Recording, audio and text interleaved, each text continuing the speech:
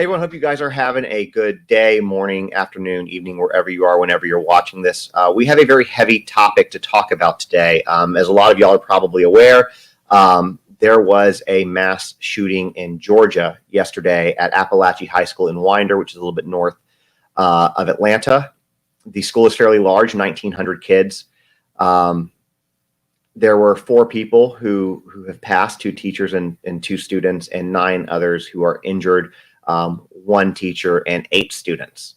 So we're going to talk about that today, and we also are going to have a few guests that are coming on. One person that we're going to have, is a cybersecurity consultant.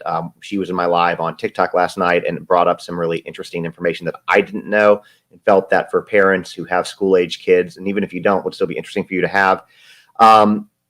Also, we have Christy Krings, who is the CEO of Rachel's Challenge, which was born out of Columbine, coming on to talk about kind of what they do. Then I should have a student who has lived her entire life with mass shooting drills coming on, as well as possibly the parent of one of the kids who goes to Apalachee and was there yesterday to clear up some information, answer some questions, things like that. So it should be a pretty good show. Now, if you are watching this from the TikTok side, because as always, I had TikTok up right here. TikTok fam, you guys can always stay there and watch. You don't have to jump over to YouTube, but if you want to see the pictures, want to hear the interviews, you won't hear them from TikTok because we have the headphones on, so you can't hear them. So you can jump over there should you choose to. The easiest way to get to that is by going to the link in my bio, which is justinontiktok.com, scrolling down directly underneath my photo. On the far right is YouTube, but it's also the same name on here. Justin on TikTok is also my YouTube name. So with that being said, let's get started. I think that today I'm going to do this real quick. A lot of times I will advertise the books that I've written, and in certain aspects I don't do it. I feel like I'm just going to briefly say that I've written 2 children's books. If you have elementary age kids or even younger, consider picking these up. Boundaries and Surprises Are Okay, Secrets Are Not. The second one in particular, one of the things in it talks about, bullying. There's a question basically at the end of the book that says, can you think of some things that you should tell a trusted grown-up, even if asked to keep secret? And going beyond that, there are some things about bullying, which, it has not come out that this is a result of bullying, that this shooting was. I will not be surprised if that does come out, but we know that oftentimes we hear that these kids were bullied. And so, you can start picking this up. You can buy it in the TikTok shop or through justinontiktok.com, and I'm going to leave it as that. The last thing I will say is if you are new to YouTube, watching me here, please hit that subscribe button. Subscribe is the same as a follow on any other platform. Really helps me out, and it's something free that you guys can do. So with that being said, let's get into this a little bit. Like I had said to you, I move this stuff over. Let me move my camera a little bit. I've moved the position of it, so now I can't look at the screen to look at you guys. So let me just change that a little bit. There we go. So as I said at the beginning of this, what a lot of y'all know is that that there were 2 14-year-old students and 2 teachers who were killed yesterday in the mass shooting in Georgia. This was again at Apalachee High School in Winder. And like I said, 9 other people, including 8 students and 1 teacher, were wounded and hospitalized. Now, the positive of that, if you can find a silver lining to a shooting, this is a positive, that all of those 9 victims are expected to survive. They don't expect any additional casualties. Now, does that mean that they're going to be without issues? I know that, at least the one coach was shot in the foot and shattered his hip, so that's going to be a long road to recovery, but at least he has the opportunity to recover. The other thing that I will let you guys know is that the mass shooting yesterday marked the 45th school shooting so far this year in 2024. And the deadliest U.S. school shooting since the March 2023 massacre at the Covenant School in Nashville, which is where I live, that left 6 people dead.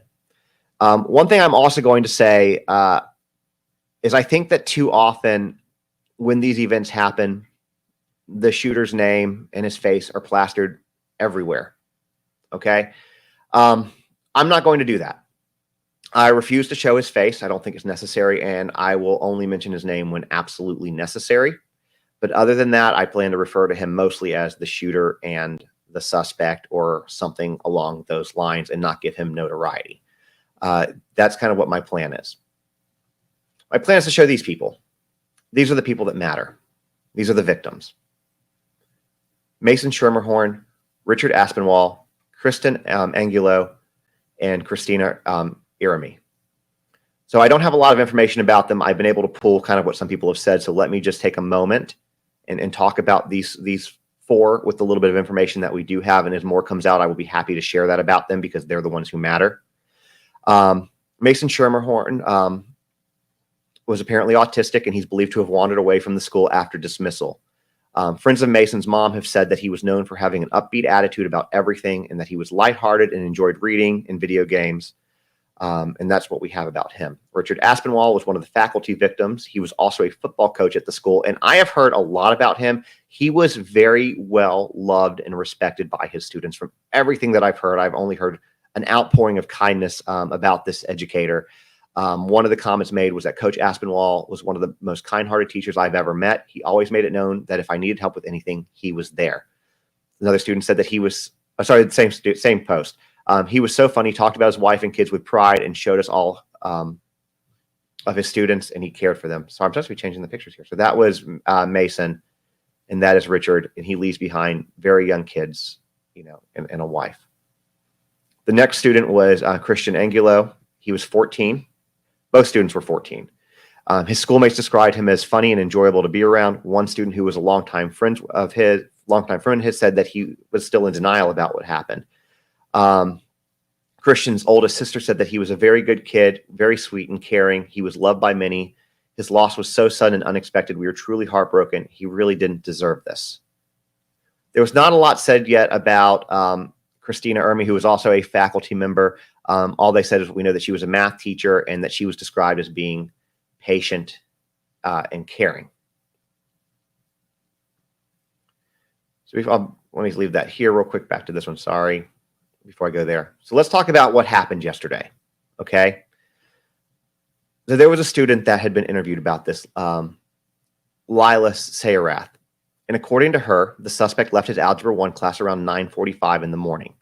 The classroom doors automatically lock, and near the end of class, the suspect knocked on the door to try to come back in. Another student went up to open the door, but apparently saw the firearm and refused to let him in. That diversion might have saved her life and others. What she said was, I think he wanted to come to us first. Instead, the shooter turned to a nearby classroom and opened fire. You could hear about 10 to 15 rounds back to back. The first report of an active shooter came in around 10:20 a.m., and 2 school resource officers and other law enforcement quickly arrived. One of the school resource officers confronted the shooter, who surrendered pretty much immediately and was taken into custody. The suspect, who I'm going to name his name here, was Colt Gray, is being held at the Gainesville Regional Youth Detention Centers, and he is scheduled to make his first court appearance on Friday. At this point in time in the investigation, it is not immediately clear whether the gunman knew or specifically targeted the victims that he did. Now, the reason I mentioned his name is because there are some incorrect photos circling around. First, there is another Colt Gray who I've heard his photos are circling about, and that Colt Gray is in Oklahoma and not the right one. There's another student named Colton Gray who goes to Apalachee. It is not him either. Please be mindful when sharing photos around. Please look to news outlets for the correct ones, because you're talking about kids here, and to accuse kids and show their picture associated with something so horrific is not something that needs to be done. It is not something that needs to happen lightly. So please make sure that you confirm it with resources before you continue to share it, is what I'll say. I'm not going to share his photo, so I can't show you the difference on it. Now, the next thing I want to show you is this, because I think this is very interesting, and I did not know that these existed. So the way that the police were alerted was by the staff and through these ID cards. Apparently, there were protocols at Apalachee High School regarding these types of events, which most schools, I think all schools have at this point. And the system that they activated could very well be the reason why this wasn't a much larger, bigger tragedy. And one of the protocols that we're going to talk about included a safety measure that was adopted literally a week ago. All the teachers had been given a form of ID called Centegix, which is what this card that you see on the screen is. Centegix alerts law enforcement directly. Think of it like a panic button, like what you might have at a house or what banks have. After the buttons are pressed on the ID, it alerts to let law enforcement know that there is an active situation at the school for whatever the reason that button was pressed. The Centegix website says that the badge has dynamic digital mapping, real-time locating capabilities, an easy-to-use wearable panic button for school and district staff, a school visitor management system, and safe reunification capabilities to enable educators to plan for and respond faster to emergencies. This has been in for a week. And I think it's absolutely incredible.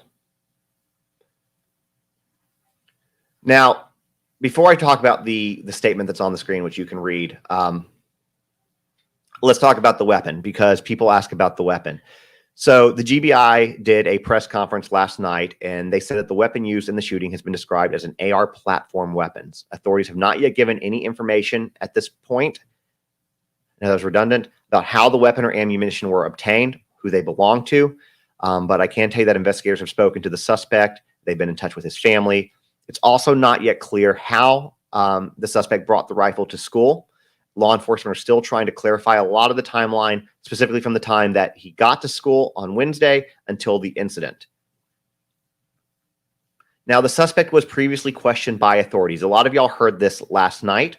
You can read the statement here that was on the screen, but let's just kind of talk about what occurred here, because when it came out that he had been questioned by the authorities previously, a lot of people got mad about it for obvious reasons. But when you hear more details, which we've gotten today, I believe that law enforcement did everything right. So, and I also want to say before I get in this part, can we just commend, let's just really, I'm just going to do this here. Like, let's commend Georgia law enforcement for their response.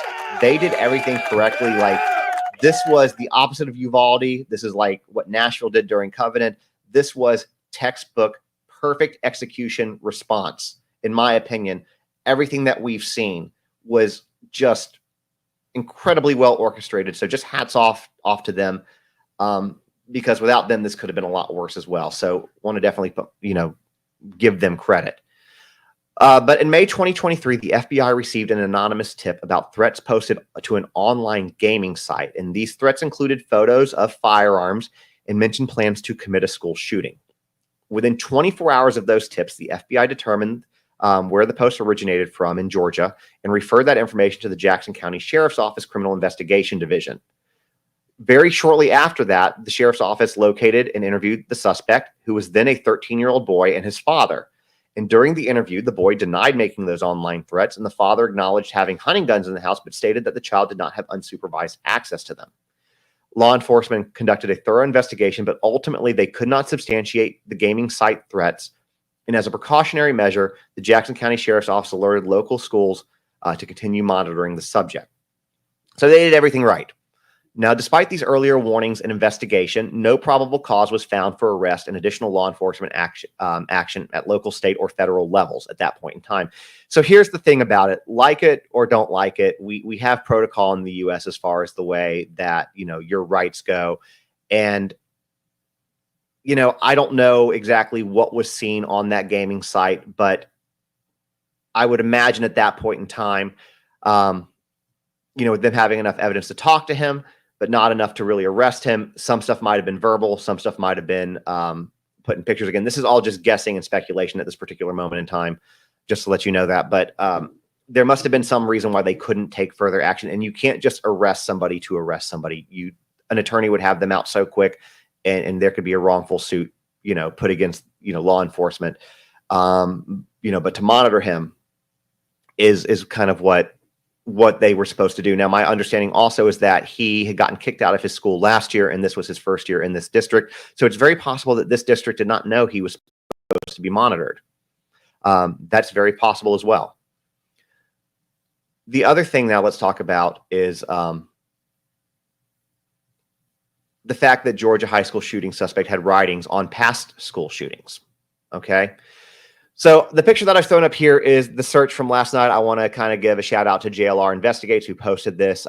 What you can see in the greenish yellow is helicopter circling the house while law enforcement was there. But additionally to the online threats, it turns out that this suspect had writings on past school shootings.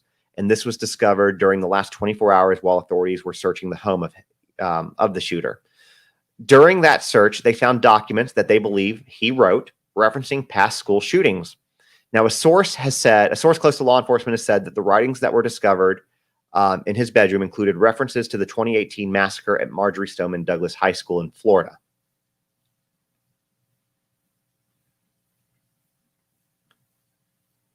So questions emerge about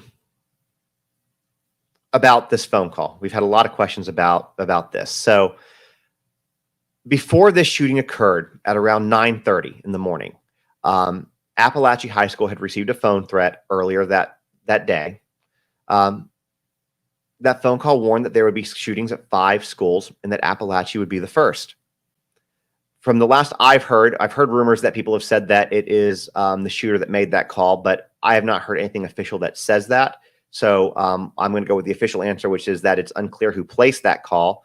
Investigators have not found any evidence of any other schools being targeted, but are pursuing any leads and any potential associates of the shooter that was involved in this incident. A student said, and I'm going to talk about a lot of what some of the students said because I think that people need to hear these. One student named Macy Wright, who we'll talk about later, said that she wants to go to school worrying about what her GPA is going to be when her year is over and worrying about her future career. She's 14. She doesn't want to go back. And she feels she shouldn't have to go back to school worrying about dying. Now, I do want to talk and address real quick the list of schools because that's been a concern for a lot of parents in Georgia with this phone call. Now, at this point in time, the official answer is there's no evidence to say that there are any threats to any additional schools. Now, it's up to you as a parent if you want to take that at face value or you want to hold your kid out for a few days. There's no wrong answer with that. Let yourself feel the way that you want to feel and do what you feel is right for you and your family. I can't make that decision for you. Police are investigating to see if there is any additional information to lead, to see if there are any schools on a list, if there's any credibility to it. But at this point, there is no official list. I know that there was a list of schools floating around on Instagram. I don't believe that list is real. Unfortunately, one negative part about social media is that when you have horrific events like this, and I've covered a lot of horrific events, there are people who will always want to make sure that they will post fake stuff just to profit for the views, the likes, or any money that they can make off of that, including GoFundMes and just fake lists and things like that. I'm not saying that that's what happened in this case because I don't know, but I have seen nothing that substantiates this list or lends any credibility to it for what that's worth to you.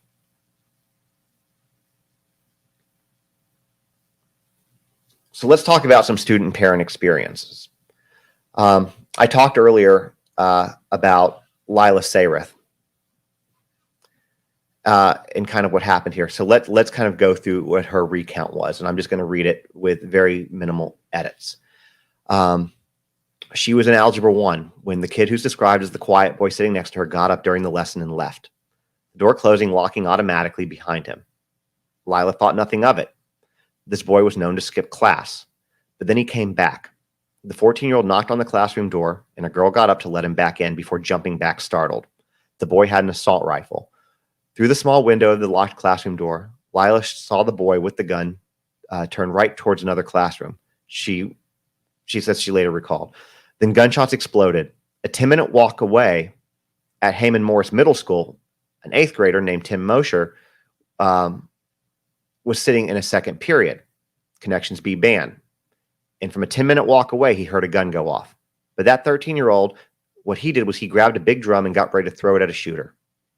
But then an announcement was made. Their school was on lockdown. Tim sat down, back against the wall, and someone turned off the lights. No one said a word. Because like so many other kids in America, they're trained for this.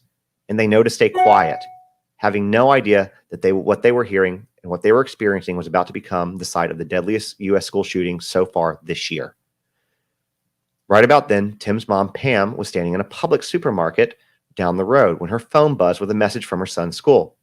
Parents, at this time we are taking caution, and the school is on a hard lockdown due to a neighboring school, Apalachee, being in a lockdown. The middle school students are safe. Please do not attempt to come to the school at this time. And as she was standing there reading that, police cars zoomed by, sirens and lights blaring in the direction of the school's shared campus. Tim's mom knew that something was wrong, and in Lila's algebra class, students dropped to the floor and crawled to the corner, piling together as the teacher turned off the lights. Lila pushed desk in front of herself and her classmates. She told others to get low. Also in class at Apalachee High School, another student, Ethan Haney, heard 9 gunshots outside his classroom and closed the door. Ethan and others pulled chairs and tables to block it. Like so many kids, Taking cover just then, Ethan's mind went to loved ones, and then he grabbed his phone to start texting his family. And guys, it's heavy and it's powerful. And I'm going to show you guys some of these texts real quick. This one says, from a student, school shooting right now. I'm scared. Please, I'm not joking. The mom says, I'm leaving work. I love you. Love you too, baby. Where are you? Class. Someone's dead. This one says, shooter, I love you. You're kidding. You better be kidding. That's not funny. I love you. Maddox, stop playing. I love you. I wish I was. Dude, you're joking. Like, are you being serious? Yes. Hello? Please call the police.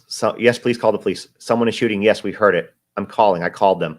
One of our coaches got shot is what I'm hearing. Where are you? Economics. One of our coaches is shot. What do I need to do? Just be ready to get me. I want to get the hell out of here whenever I'm allowed to. I am, baby. I'm coming. I hear police sirens everywhere. I called the police. I'm coming. Are you okay? Talk to me. Yes, it's extremely quiet. Can you see what's going on outside from the neighborhood? I'm coming down the road. There's cars everywhere. I'm outside, baby. Bring everyone you can with you if you get out. I love you. I heard there were 3 shooters.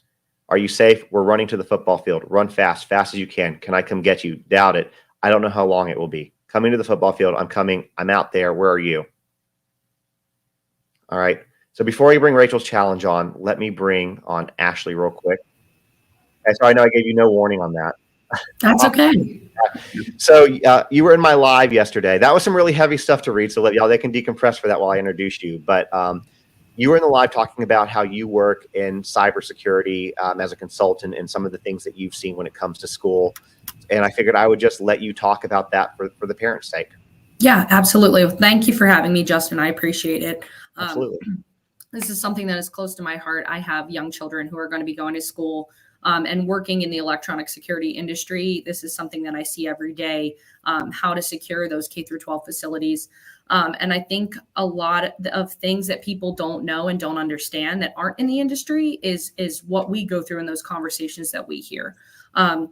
So I'm from the northeast of the country here, and we go and we visit a lot of K through 12 facilities, and we talk them through their procedures and what equipment they have in place. It does sound like Apalachee was able to keep their classroom doors locked, which is what we always suggest. But what a lot of people don't know is when there's an opportunity for a school to have a new construction of a new building or a renovation of sorts, the first thing that I see get cut from their budget is security. They often are working through an architect who doesn't understand the security systems that need to be in place, or, the right key systems that need to keep their doors locked.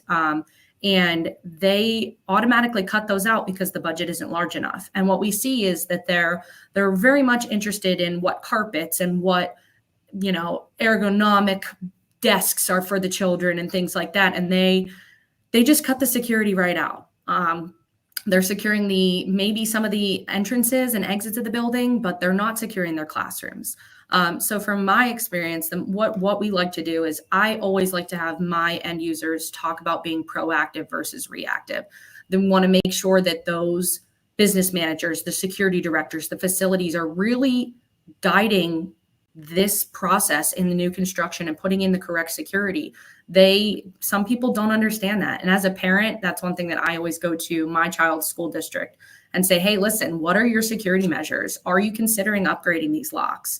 Are you considering doing this? And more times than not, and it's very sad, but we've been turned away because they don't have the budget for it.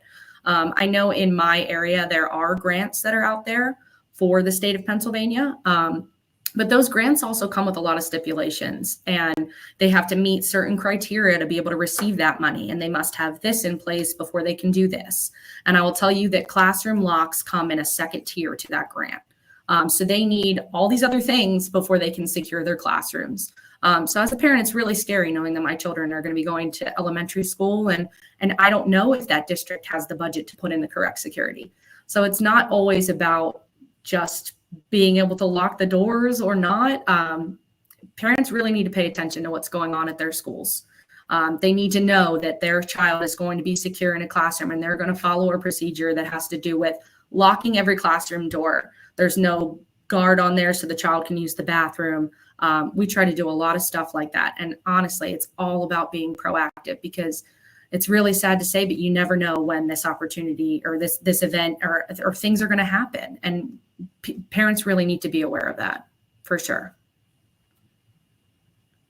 So so I was trying to let them listen on TikTok while we were doing that through the headphones. So what would you recommend to parents with knowing that information with what you just shared? What can parents do as individuals? Would you recommend to anybody in their respective schools, respective districts, to try to implement some kind of change and to have more awareness surrounding this issue?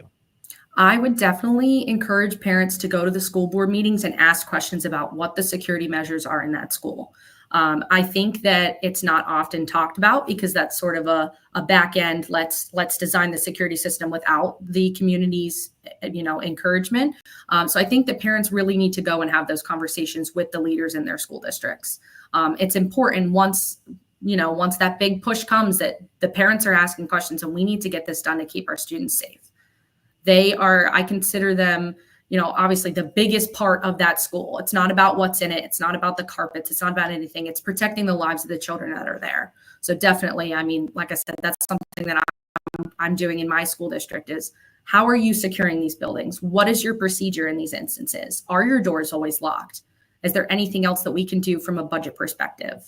Really ask those questions. Yeah, because I would imagine, I was talking about this yesterday, and we'll talk about it maybe a couple of times. I would imagine, when you talk about certain things that you can put in, even if the school doesn't necessarily have the budget. Well, I mean, first of all, this is a completely different discussion. I think that the budgets need to be increased for schools, period. I mean, teachers are already underpaid. Now you're asking them, you never know what day they might be in a war zone, So I think that that's part of it. But I almost think too that, obviously we know that, in a school, and you were in there last night when I was talking about this with these Evolve scanners, which I'll talk about a little bit later.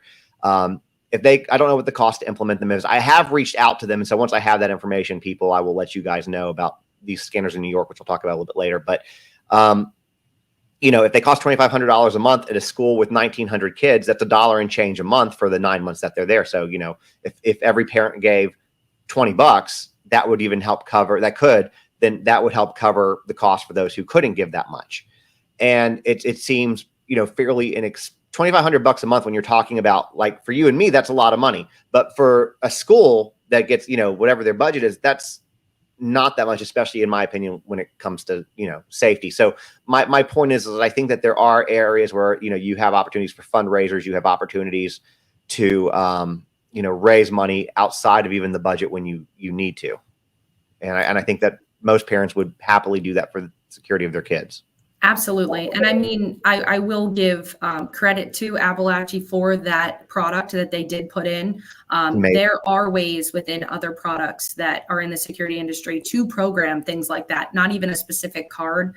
You put that on that person's credential and they scan a badge, and that is an immediate lockdown. So those are things that we have to put into the programming from a security integrator perspective to have all of those triggers and alarms and alerts and things like that. So that's fascinating. I think what you guys do is really interesting and well over my head, but it's really interesting to hear about. Well, I appreciate you coming on and talking about it. Thank you. I got your number, so I can talk to you a little more when I have some questions, but I definitely would like to know a little bit more about that so we can kind of educate some people. Absolutely. Maybe I'm directly on TikTok at one point too. Sure. All right. Well, thanks, Ashley. I appreciate you. Thank you. All right. So I'm going to before I bring on Christy, because I know she's sitting there patiently doing stuff. I have Amanda who I'm going to bring on because her son was there yesterday. She's a parent of a student at Apalachee, and I feel like it's important to hear from those, the parents and students that are there. So, hey, how are you doing today? It's been a rough day. I'd imagine so. My son's on the football team. As people probably know now, Coach Aspinwall was among the people that didn't make it. So we gathered at Bethlehem Church, just up the road from the school, to kind of grieve together as a team. And it was necessary, but it was very, very difficult. How's I know that you've got to be more than shaken up. How's your son doing? On the way to Bethlehem Church, I was asking him something. He said, "Mom, I'm decisioned out. I know that I haven't made any decisions, but I don't have the facilities, the faculties." It's a joke that we have. He's like, I just don't have the faculties to process this right now. I don't know how to answer questions. I don't know what I want to listen to on the radio. I'm spent. He's traumatized. Beyond traumatized. Yeah. After we finished out at the church, we stopped over at the high school just to see the memorial that is building up on the flagpole. And I have pictures I can send you Yeah, and a please couple do. videos. And as we were driving out, because it is a media circus there, he goes, "Hey, Mom, do you see where that GBI tent is right there?" I said, "Yeah." He goes, "That's where he entered. He walked right by my classroom." My son was supposed to be in the statistics class, second period, that Coach Aspinwall was that he lost his life in, and I changed his schedule at the very last second, so he was in econ. Oh my So when we God. were reading some of the texts, that was my son's class. He was in econ. He was the kid that pushed the filing cabinet in front of the econ door. And if I could, I just want to speak on that a little bit, because it's You it's have the something floor to speak on whatever you want to speak on. I never knew to be afraid of this. I've read about school shootings. I've done, just really precursory research. And one of the things that I have spoken to my son about was, hey, don't be a hero. There's statistics available that say that the kids that try to barricade the door, that try to be heroes, are disproportionately injured.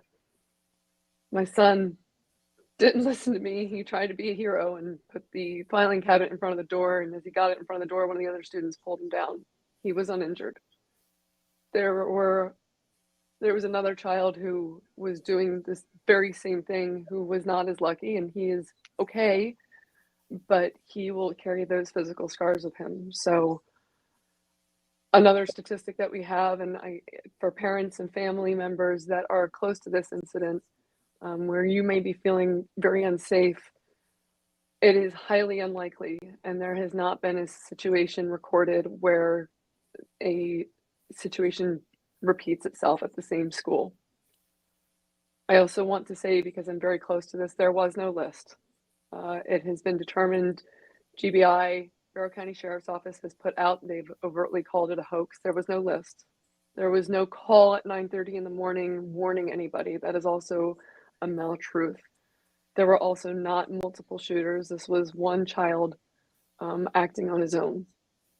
There is very good information coming out from Barrow County. They are not, they're not hiding anything as much as people believe. They're trying to do what they can to share everything that they possibly can. But there is also very bad information coming from people who are not only traumatized, but looking at this from a different lens. I suggest and I urge you to get the story directly from Barrow County, from Jackson County, and the joint FBI statement that's been released. The things, and I'm going to probably cry when I say this, because one of the other kids that's not mine, but he's very close. It's okay. Take your time. I know this is heavy. The misinformation and the things that people are saying are destroying these kids. It is destroying them. I watched my son's closest, I'm not going to say his best friend, but one of his closest friends become something today I've never seen. And he said, I thought I was done crying. And he said, Coach, I just wanted to win. We're not a winning football team. And he was really upset that he couldn't win. And he goes, why are people saying things that just aren't true? They got to stop. It's killing me.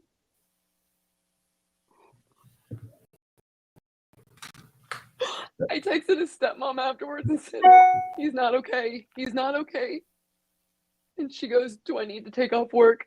His dad will be home by this time. I said, I won't let him out of my sight. And I listened to him in that church sob. And Coach Aspinwall was one of the big things. Not being able to win was a big thing. But the misinformation that is getting put around is another big thing. So I'm begging you, everybody that's here, I'm telling you now, direct from the source, there was no list. There was no phone call.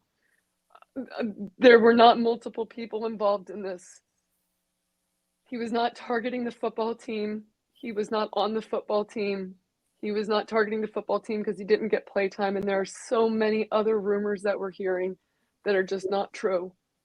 Please be very mindful and thoughtful that rumors and these allegations that are coming out are having a profound effect on these kids, and they are kids that are just trying to get through school.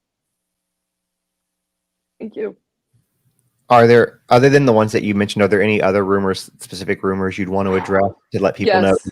Because I'm happy to always clarify those up. Having factual information is important. So I'm going to address what has happened and what we have that's corroborated and true, and then kind of mix in the things that are not true. It is true that this happened in second period.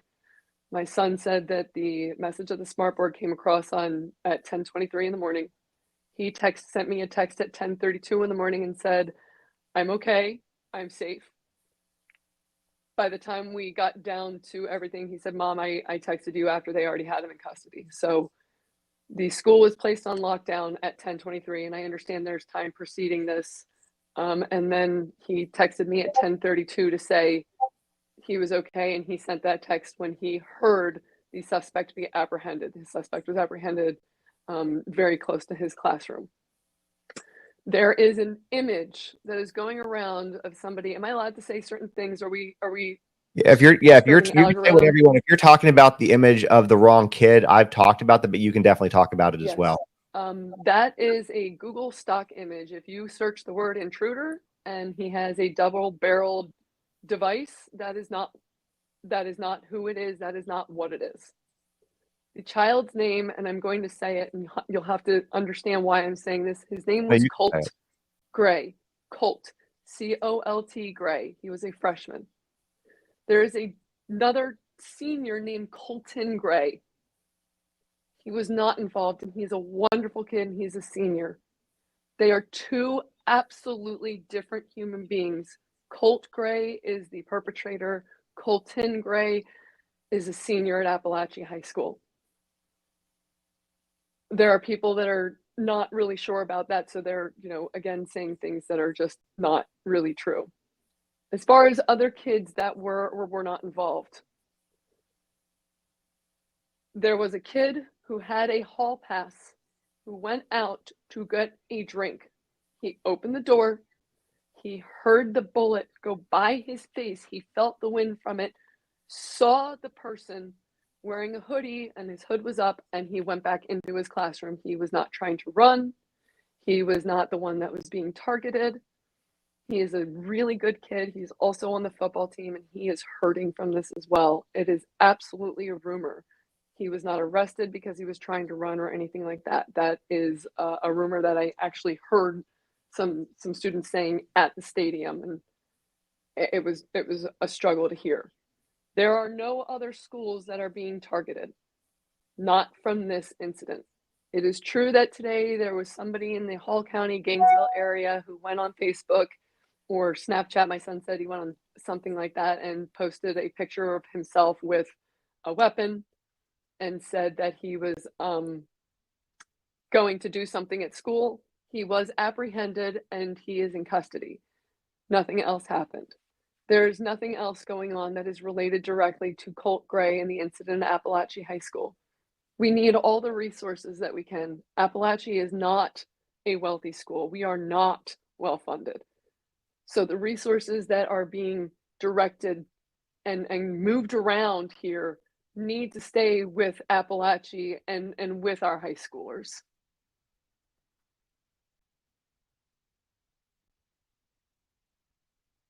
I'm not sure if I lost you.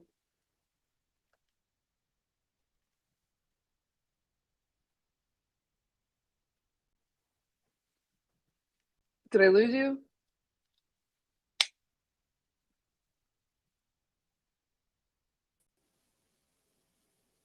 I apparently had technical difficulties and it completely lost me out. So hopefully you guys were able to keep going. I don't know. I was talking. If I switch the comments, I can't see anything. I think you're still good. They're saying, I think it was still good. So sorry about that. So I missed the last part that you said on that, but I can go back. If they heard it, that's matter. I can go back and watch it. They said they heard everything. So yeah, did I interrupt you with anything, or was there? Okay. Not at all. Well, I know that it's hard. Yesterday was hard. I can't begin to imagine what your son's going through. I know that there's going to be a lot of time of healing for both you and for him. I would imagine, given the fact that he almost was in that class, there's probably going to be a little bit of survivor's guilt. I think, he's probably, I can tell you're going to get him the help that he needs. That's obvious. And I know your community's hurting. I live in Nashville, where we had the Covenant School last year. It was a bunch of elementary school kids, and it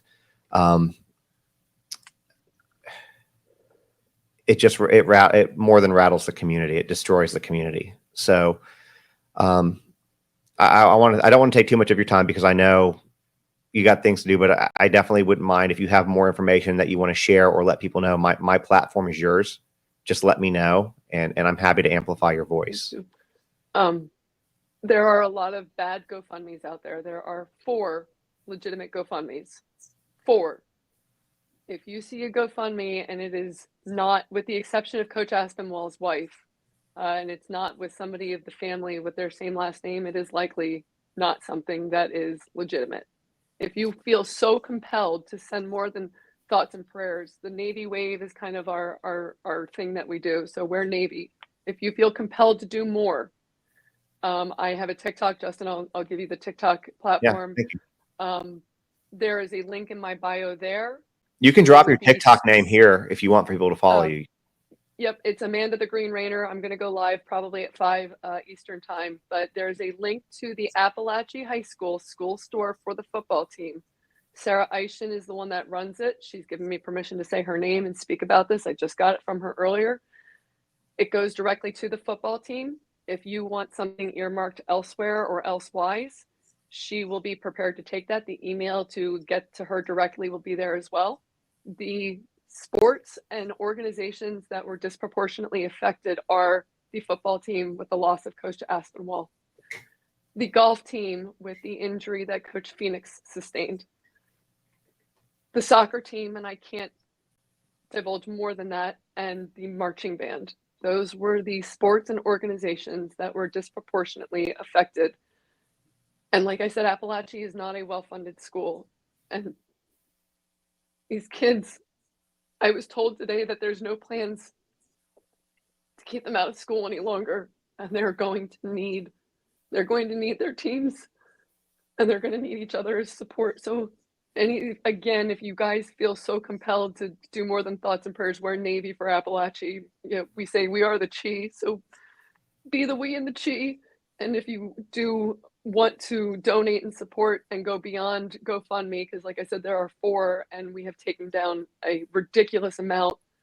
There is a school store link directly to Apalachee High School school store, and you can see in the link it is a .org link.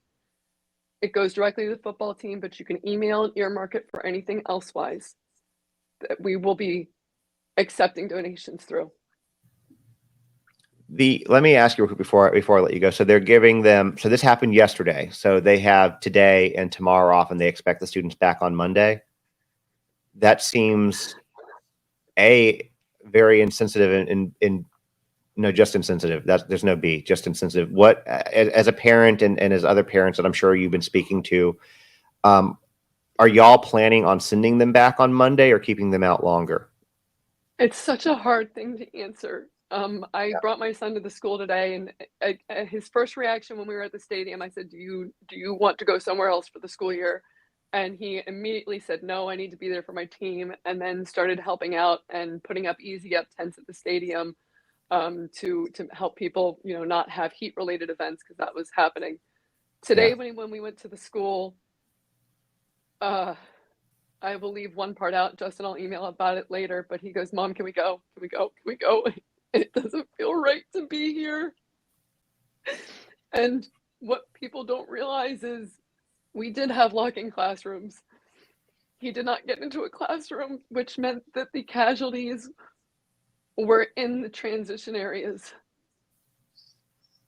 So they can't just close down a classroom. And there were more than a few shots.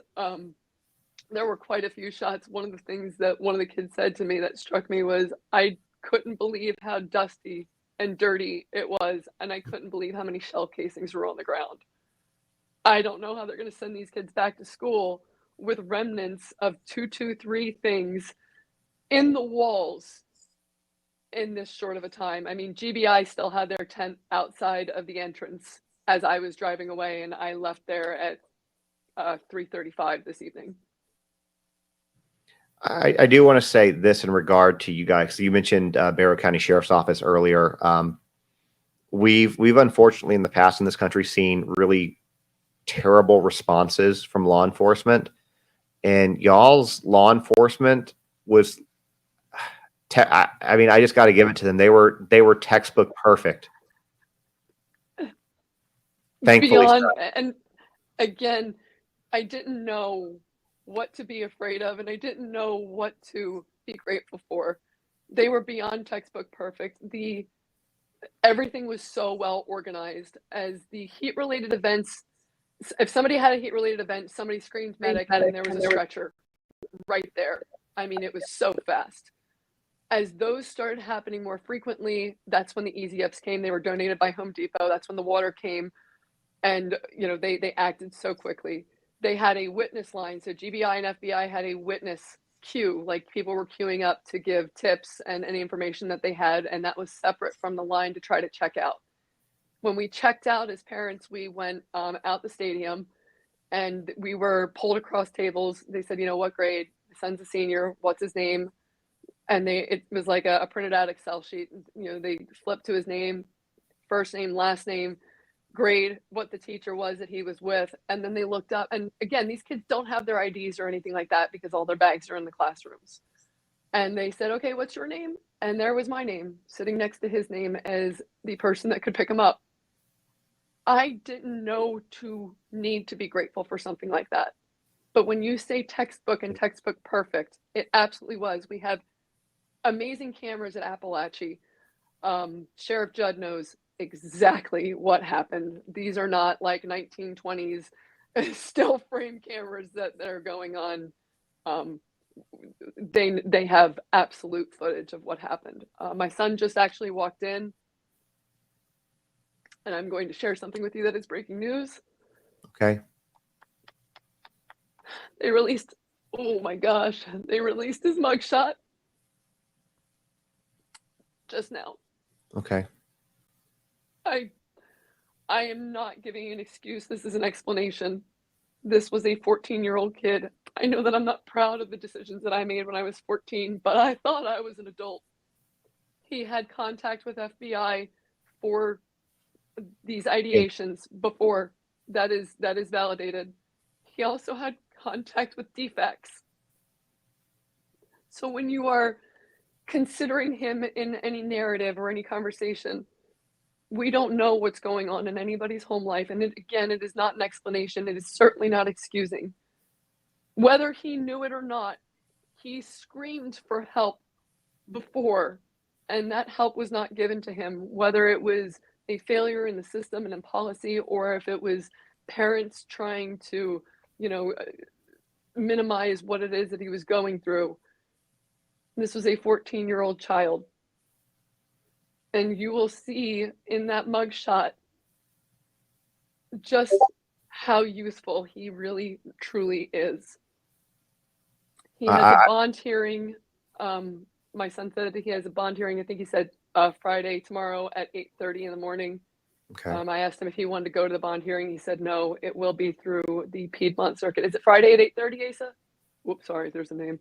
That's okay. Yes. I won't tell anyone. Friday. You want to talk?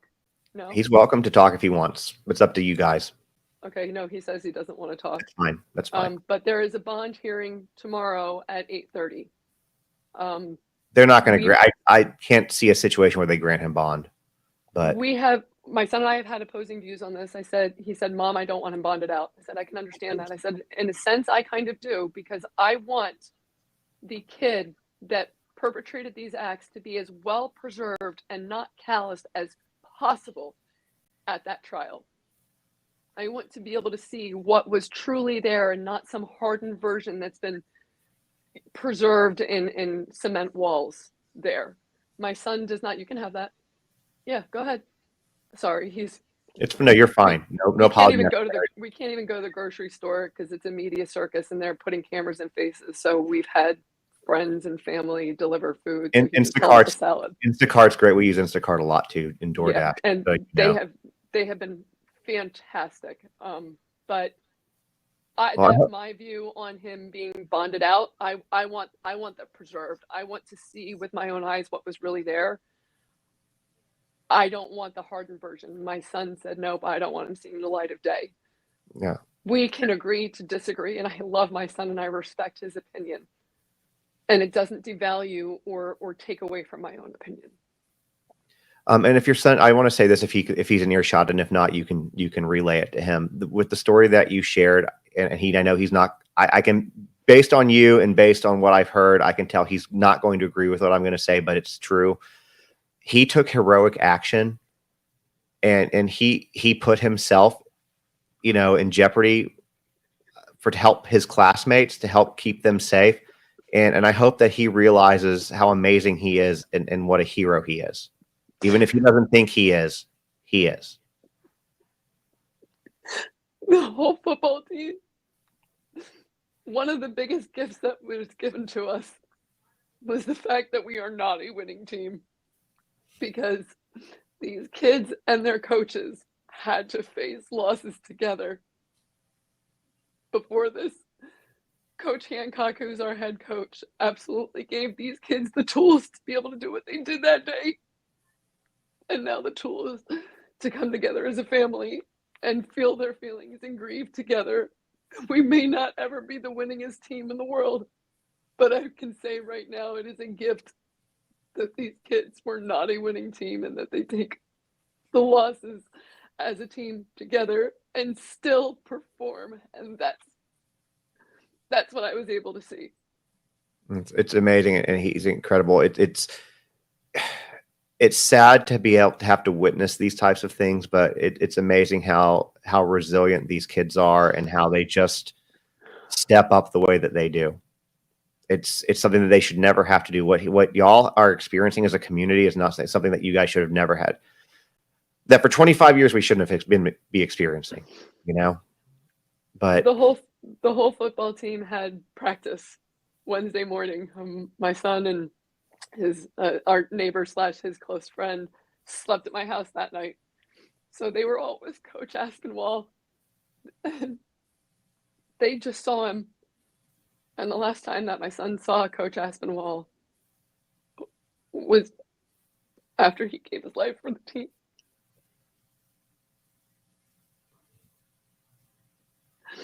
We are so lucky to have the team that we do and the coaches that we do. But it's not going to get better anytime soon, and we unfortunately know that. There is no timetable on grieving, on getting better, and fixing any of this. Yeah, I'm sure you heard me say it several times last night when I said, it's the sad thing is we're discussing it, we're outraged by it, and it's going to be thoughts and prayers till the next one, and then we'll repeat the whole process over again. In this case, and I spoke with somebody else in a press conference, knee-jerk reactions are not what we need right now. We need thoughtful plan change. The kids are looking at some things right now, so I'm asking very kindly, let the kids have this. One of the things that they said was they couldn't tell whether this was somebody banging the lockers or hitting a trash can. They heard metallic bangs. There was not a sense of being able to differentiate the sounds. And, the kids are coming up with this idea of working to dampen the sounds in the lockers and the trash cans and putting dampening material behind it. So the sound of those shots could be differentiated from kids being kids. I do ask again that you let the kids have this and you let them do this for Coach Aspinwall, because he went out into the hallway. He walked into this because he thought it was kids banging on the locker, banging on a trash can, and maybe getting into a fight.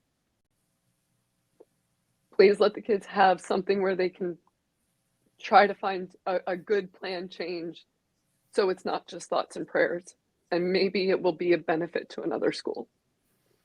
And I appreciate you saying that. I definitely, as this progresses, would like to have you back, because I think that people need to hear directly from the people that this impacts.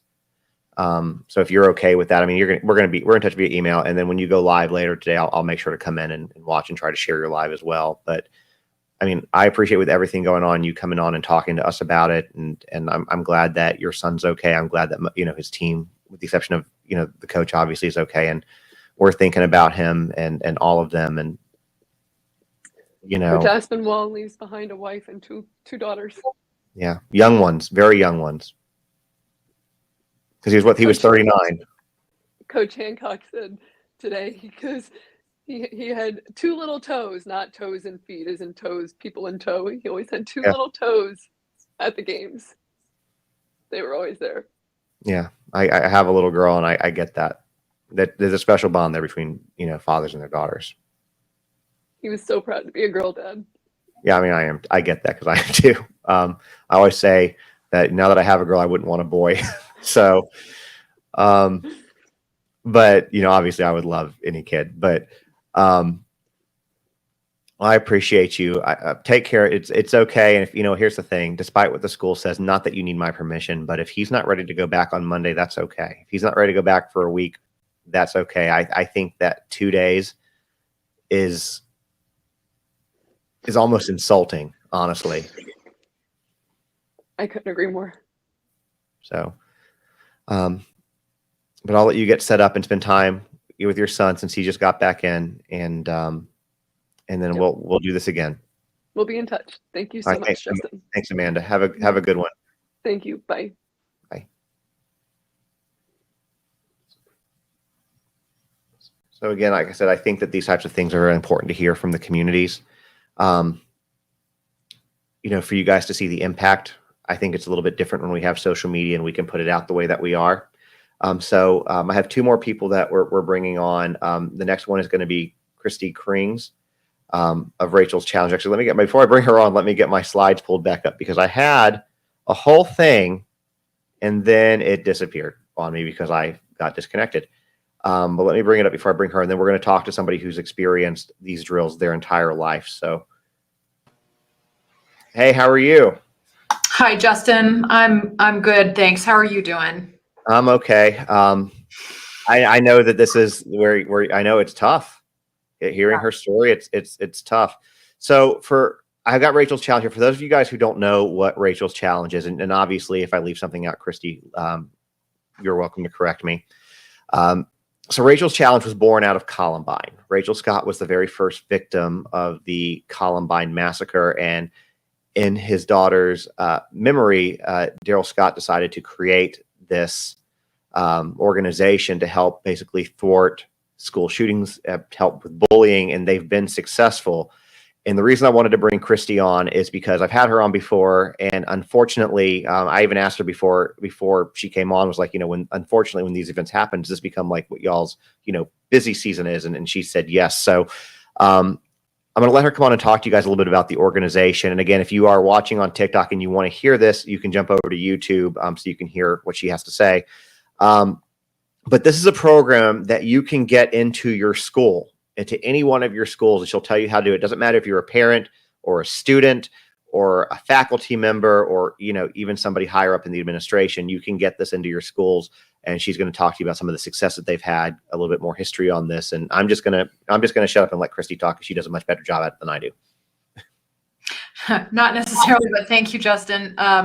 Yes, indeed, we were started by the family of Rachel Scott, who was the first person killed at the Columbine High School shooting on April 20th, 1999. And since that day, we've turned into the largest, anti-bullying, anti-school shooting, anti-youth suicide organization in the country. But I think it's really important to note that we're not anti anyone or anything in our approach. I think that might actually be a big part of the secret to why Rachel's Challenge works.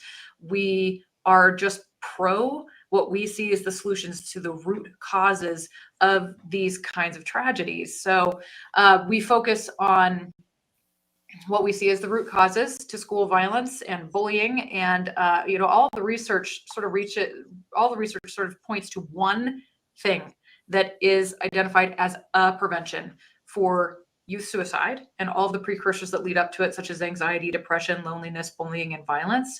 And they say that that's connectedness, and connectedness is defined as human connection. So very complex problem with a seemingly simple solution when isolation is a massive problem. So we are a school shooting prevention program and a youth suicide prevention program. How do those two things go together?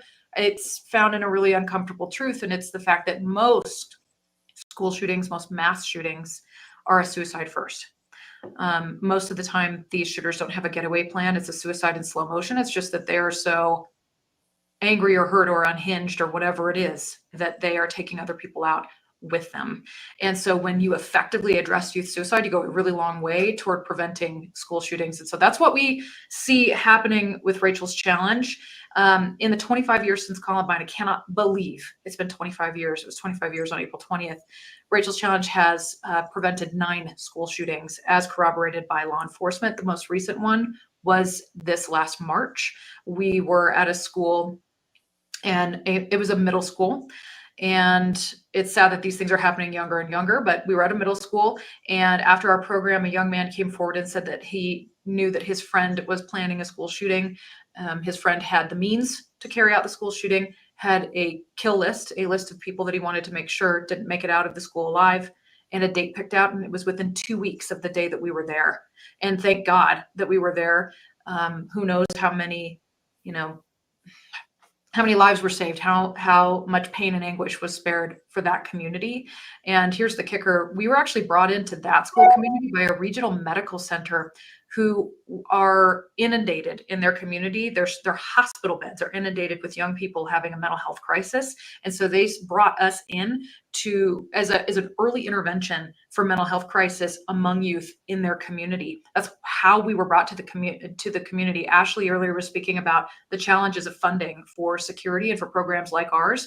And we experience that all over the country, that in many areas of the country, there just isn't funding to preventing these sorts of things from happening. So Regional Medical Center brings us in as an earlier intervention for the youth mental health crisis. And we were in all of the schools in this area the following month. This particular school had a scheduling conflict, and therefore we were brought in early. And it was within 2 weeks of when this young man was going to carry out the school shooting. So it's amazing we were at the right time in the right place in that instance. But I sure wish that we could be in every school in the country. So, Could you share, so I talked before we were on the phone, I asked you about another story that we talked about last time you were on, which was right at the 25th anniversary of Columbine, about the student that the friend of the potential would-be shooter, but the actual would-be shooter came up to you. Would you mind sharing that one as well? yeah, absolutely. As I mentioned, this has happened now a total of 9 times with Rachel's Challenge program. So in this particular instance, our presenter was presenting at a school. Well, I won't say where it is, but presenting at a school. And after the assembly, a young man came up to our presenter and said, hey, I've got the means to carry this out. I've got the guns. I've got them in my locker. I don't want to do this, and I need help. And then what the process when Rachel's Challenge has this happen is we pass them along to the local authorities, to the local mental health care workers, to get them the help that they need. And we are often just that early intervention that causes these young people to sort of snap out of it and say, oh, wait a minute, this isn't what I want to do. I appreciate you sharing that one. Like I said, every time I share that story, I think I shared it last night, it kind of gives me chills. So I know that every time we talk, there's people who will say, hey, I had Rachel's Challenge come to my school. I had Rachel's Challenge come to my school. But, before, I found you preparing to do a show on the 25th anniversary of Columbine. That's how we met.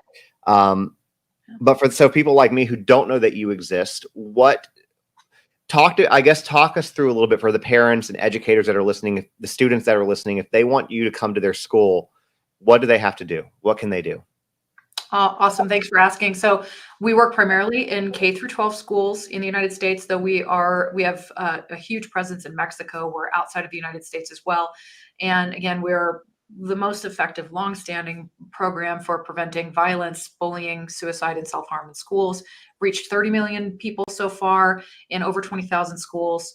On average, we hear from about 150 kids a year, and this is unsolicited by us, that they chose not to take their own lives after being a part of a Rachel's Challenge program. And to benchmark that, that's about a 3% reduction in the national youth suicide rate from one program in less than 1% of schools. So even though we're widespread, we're only in about 1% of schools every year. So in order to bring Rachel's Challenge to a school near you, the decision makers are the principals and your school board. So, going to your principal and your leadership in your school community and saying, hey, I think that we need this in our community to address whatever problems that you're experiencing and to prevent any problems that you're experiencing is the way to go. And we've got tons of resources to help you do that. We'll get on the phone with these folks. We've got, materials to help you introduce our program, but that's it. It's as simple as that. And you can always reach out to us on our website, rachelschallenge.org,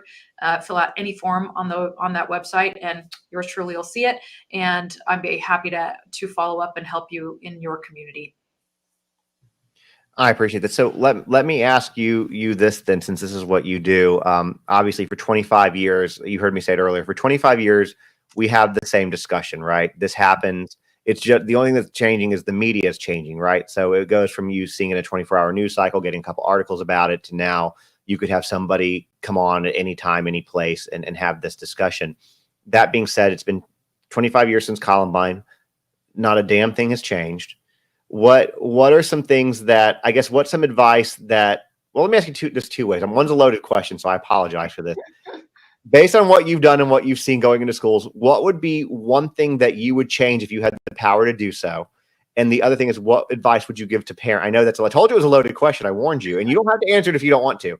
And the other thing is, what advice would you give to parents, of students, of any of these ages, but specifically the middle school to high school age?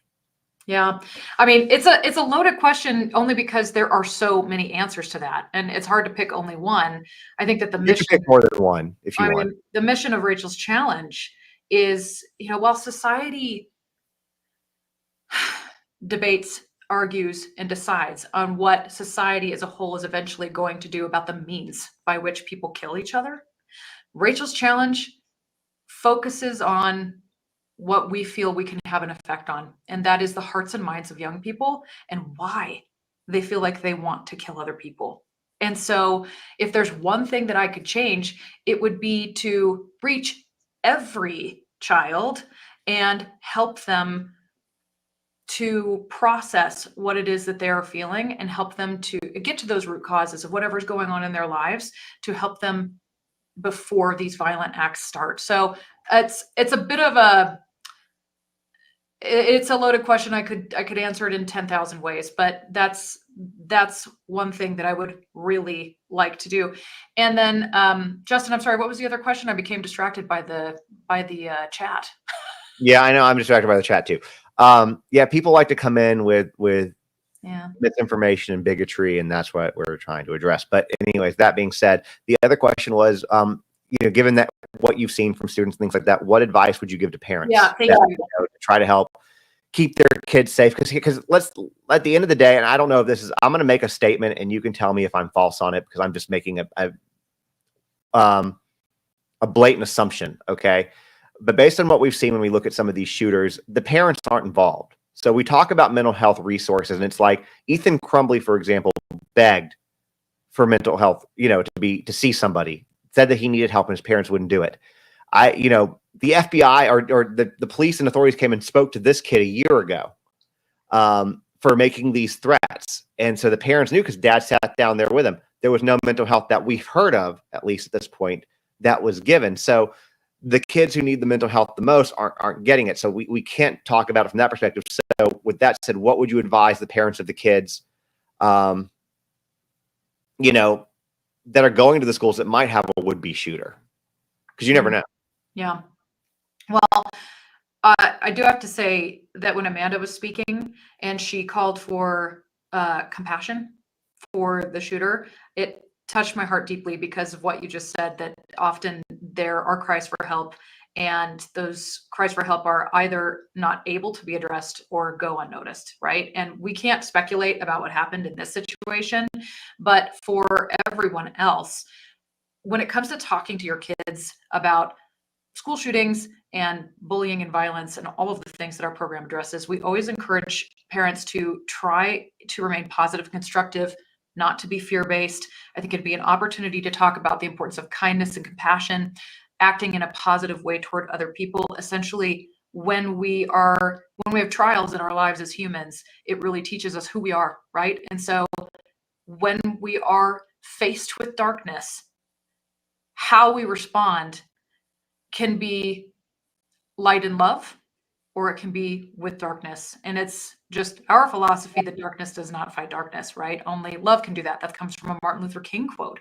And so at Rachel's Challenge, we talk about starting chain reactions of kindness as a way to combat the darkness that we see every day. And it's a way to re-empower young people who may be feeling disempowered in moments like this, right? It's a way to say, no, you actually do have power to change the world, you know? And so that is a piece of advice that we often give.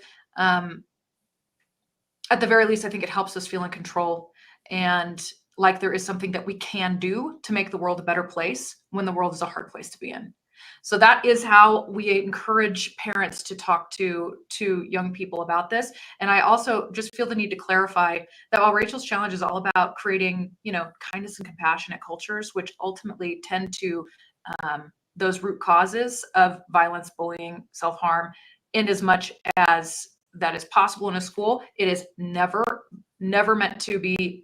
Actually, Amanda said the same thing. It's never, ever meant to be an excuse, but it's an explanation. We teach young people to see through bad behavior, to understand what might be going on inside. And it actually is a very empowering thing for young people to think that rather than reacting to negativity, that they can instead empower others around them through positivity.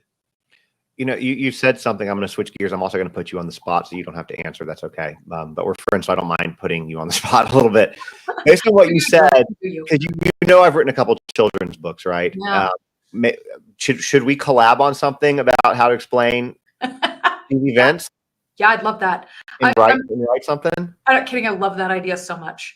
I love that idea so much. And I got a couple other people that could collab too. Some folks in mental health that we could. Well, anyway, we don't have to bring in too many authors, but let's do it. Let's talk offline about that. But we could look at something from a K through 5, 6 age, and then a middle school up age.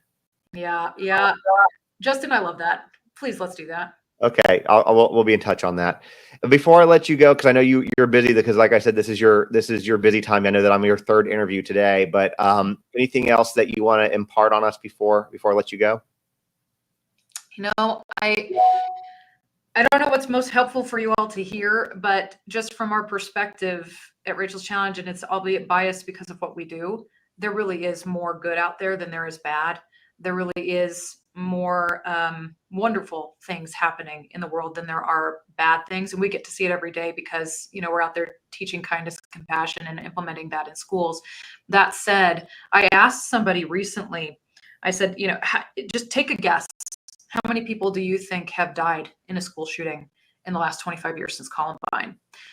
And actually, Justin, you might actually know the answer. I know there's been 419, 420 since Columbine.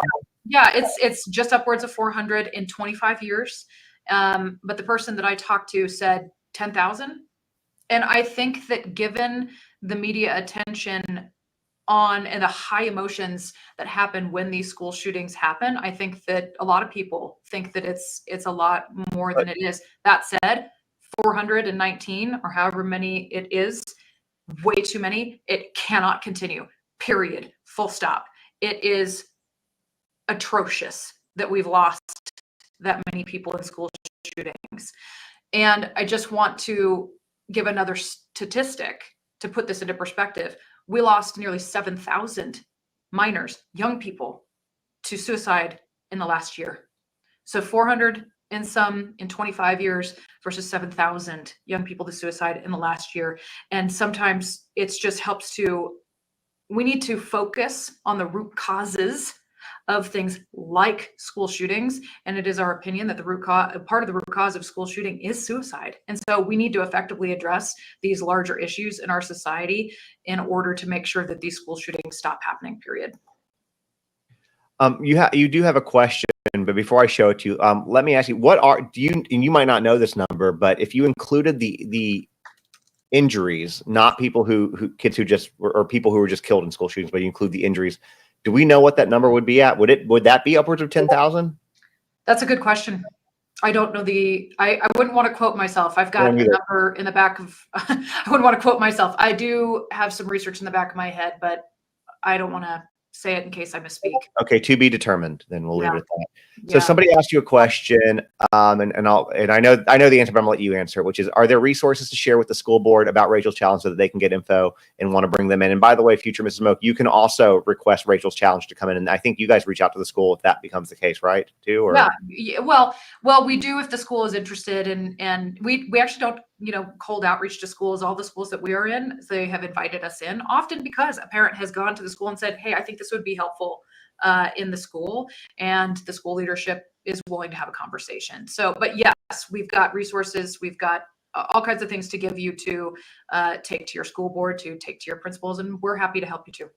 Where would they go to find that information? You can head over to our website, which is www.rachelschallenge.org. I appreciate it. Well, again, I appreciate you coming on and talking about this and letting people know about the program. So yes, to answer Jennifer's question, should we get the school to reach out? Yes. So, you can reach out to them yourself. You can bring in information by going to recount.org, talk to them about the program, say that you want it there. I mean, it can save lives. There's no reason, why school shouldn't be able to bring this in. Yep, that's right. And to speak school, if you need some extra talking points, Rachel's Challenge is what's called a tier 1 intervention. Most schools have to have a multi-tiered system of support, and we are a tier 1 intervention that dovetails into all the rest of their systems of support that they're required by law in most states to implement. And so Rachel's Challenge does qualify as that. Your school's likely already doing something that they feel checks that box. And Rachel's Challenge is something that can work in tandem with what they are doing. And maybe they're already working with Rachel's Challenge. But yes, you can get the schools to reach out, or you can set up a call with us and the schools, or we will do that ourselves if you want us to. So yeah, just basically you can go to the website, you can learn a lot of information. This program, it is a successful program. When you look at what it was born from, I think that makes it even more so. It's a good legacy as well for Rachel Scott. And a lot of it's founded on the principles that she had in her own life as a kid in the 90s, So well, and I'll tell you about that, Justin. Rachel, just 6 weeks before her death, she wrote an essay for her English class called My Ethics, My Codes of Life. And in that essay, Rachel challenged the reader, this is how we got her name, to start a chain reaction of kindness and compassion. She said in that essay, if one person will go out of their way to show compassion, then it'll start a chain reaction of the same.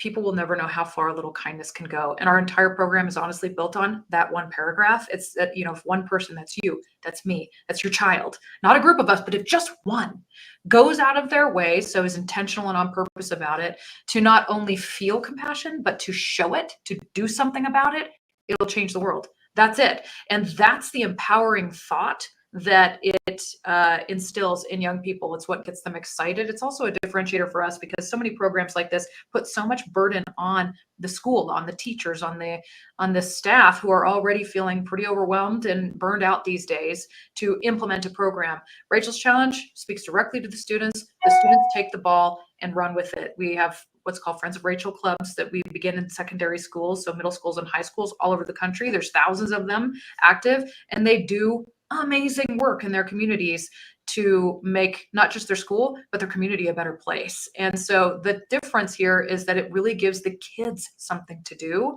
where we're not just going in and wagging our fingers at them and saying, don't bully each other, be nice, have hope.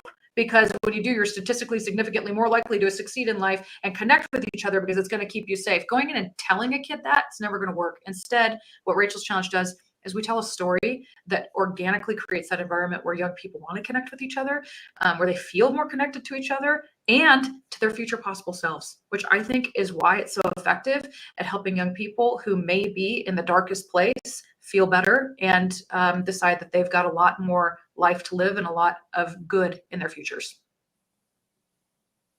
So somebody also asked, and I can answer this unless it's changed. So I think that it is about $5 per student is what it works out to being, but the schools do have budgets set aside for programs like this, because I mean, there is a cost associated to it. I mean, they work off donations obviously too, but you know, you're bringing in people and programs, materials, et cetera.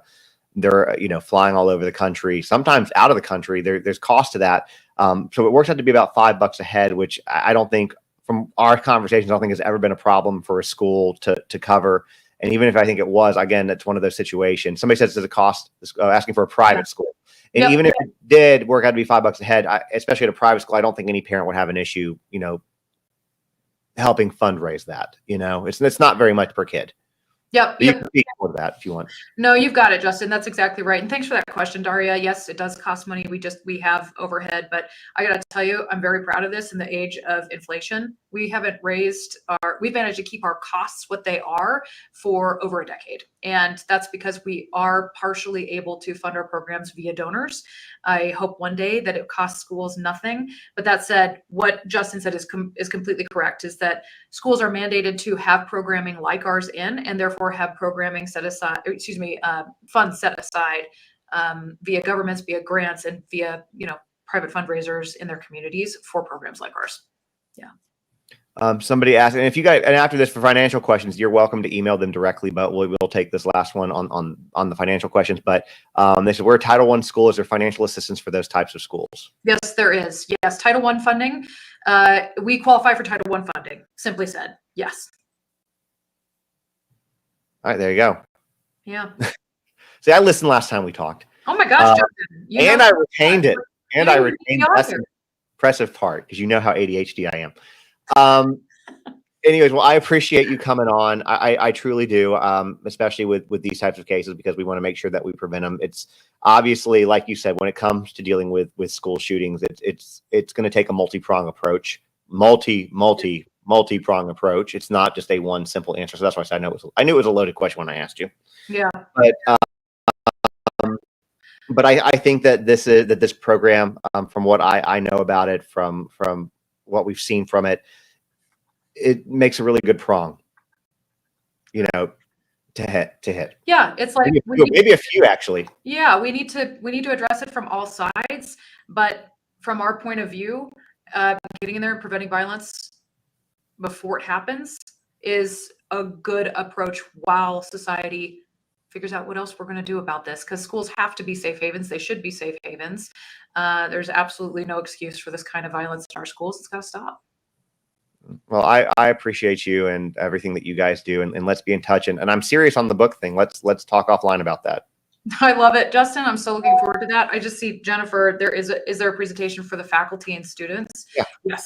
Yes, there is. So we present at educator conferences nationally every year. I personally did 20 last year. So often school districts may choose to have us come in before we present to the students, do a preview event. So yes, we do have that. You have another question too. You have two. You're getting lots of questions. So this is what we're doing, I guess, which is okay as long as you have time. Sorry, Justin. If that's okay with you, it's fine. No, I don't mind, because I think it's important. As long as I'm trying to be cognizant of your schedule. But thanks. I was working involved in Rachel's challenge. Do you take volunteers? Susie, this is a really good question. The answer is yes, and it depends. It's, you know, because we are a true national program, we're in all 50 states every year. It depends on where you live, what opportunities might be available locally. But that said, we have so much need for so many different kinds of work to be covered by volunteers at Rachel's Challenge. So on our website, there's a volunteer form there that you can fill out and get in touch with us that way. We'll have a conversation and find a way for you to work with us. But there's all kinds of opportunities. Like, we need copywriters. We need people that can edit video, because we're launching our TikTok maybe today, Justin, at your behest. And And in schools specifically, we need adult volunteers for some of our programs. So some of our programs are intensive, and we ask for there to be like a 1-to-10 adult to student ratio in the program to make sure everybody's needs are met.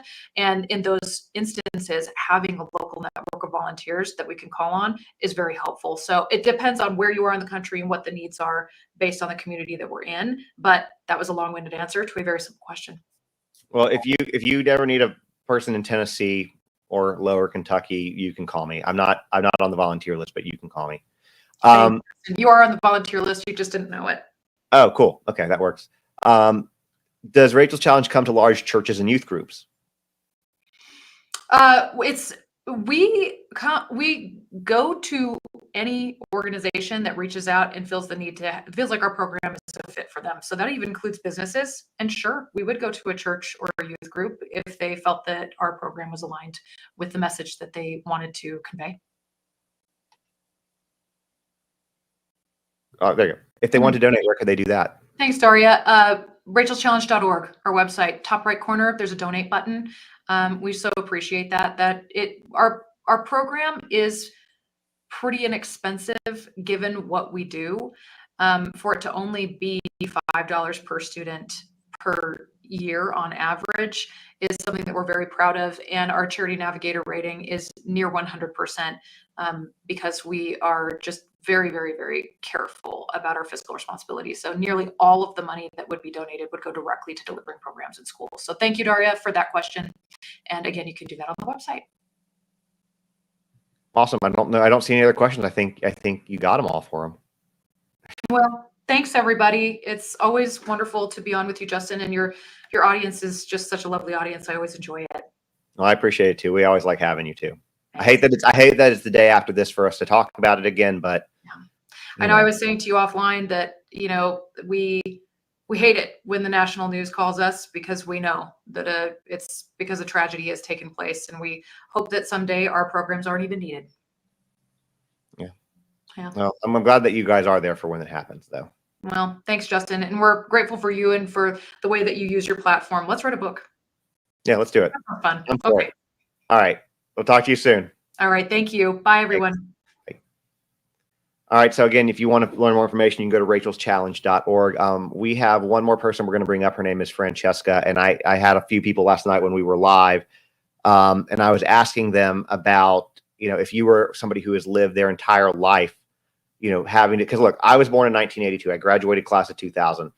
Columbine was the first shooting that I was aware of, and I was a junior, late junior when that happened.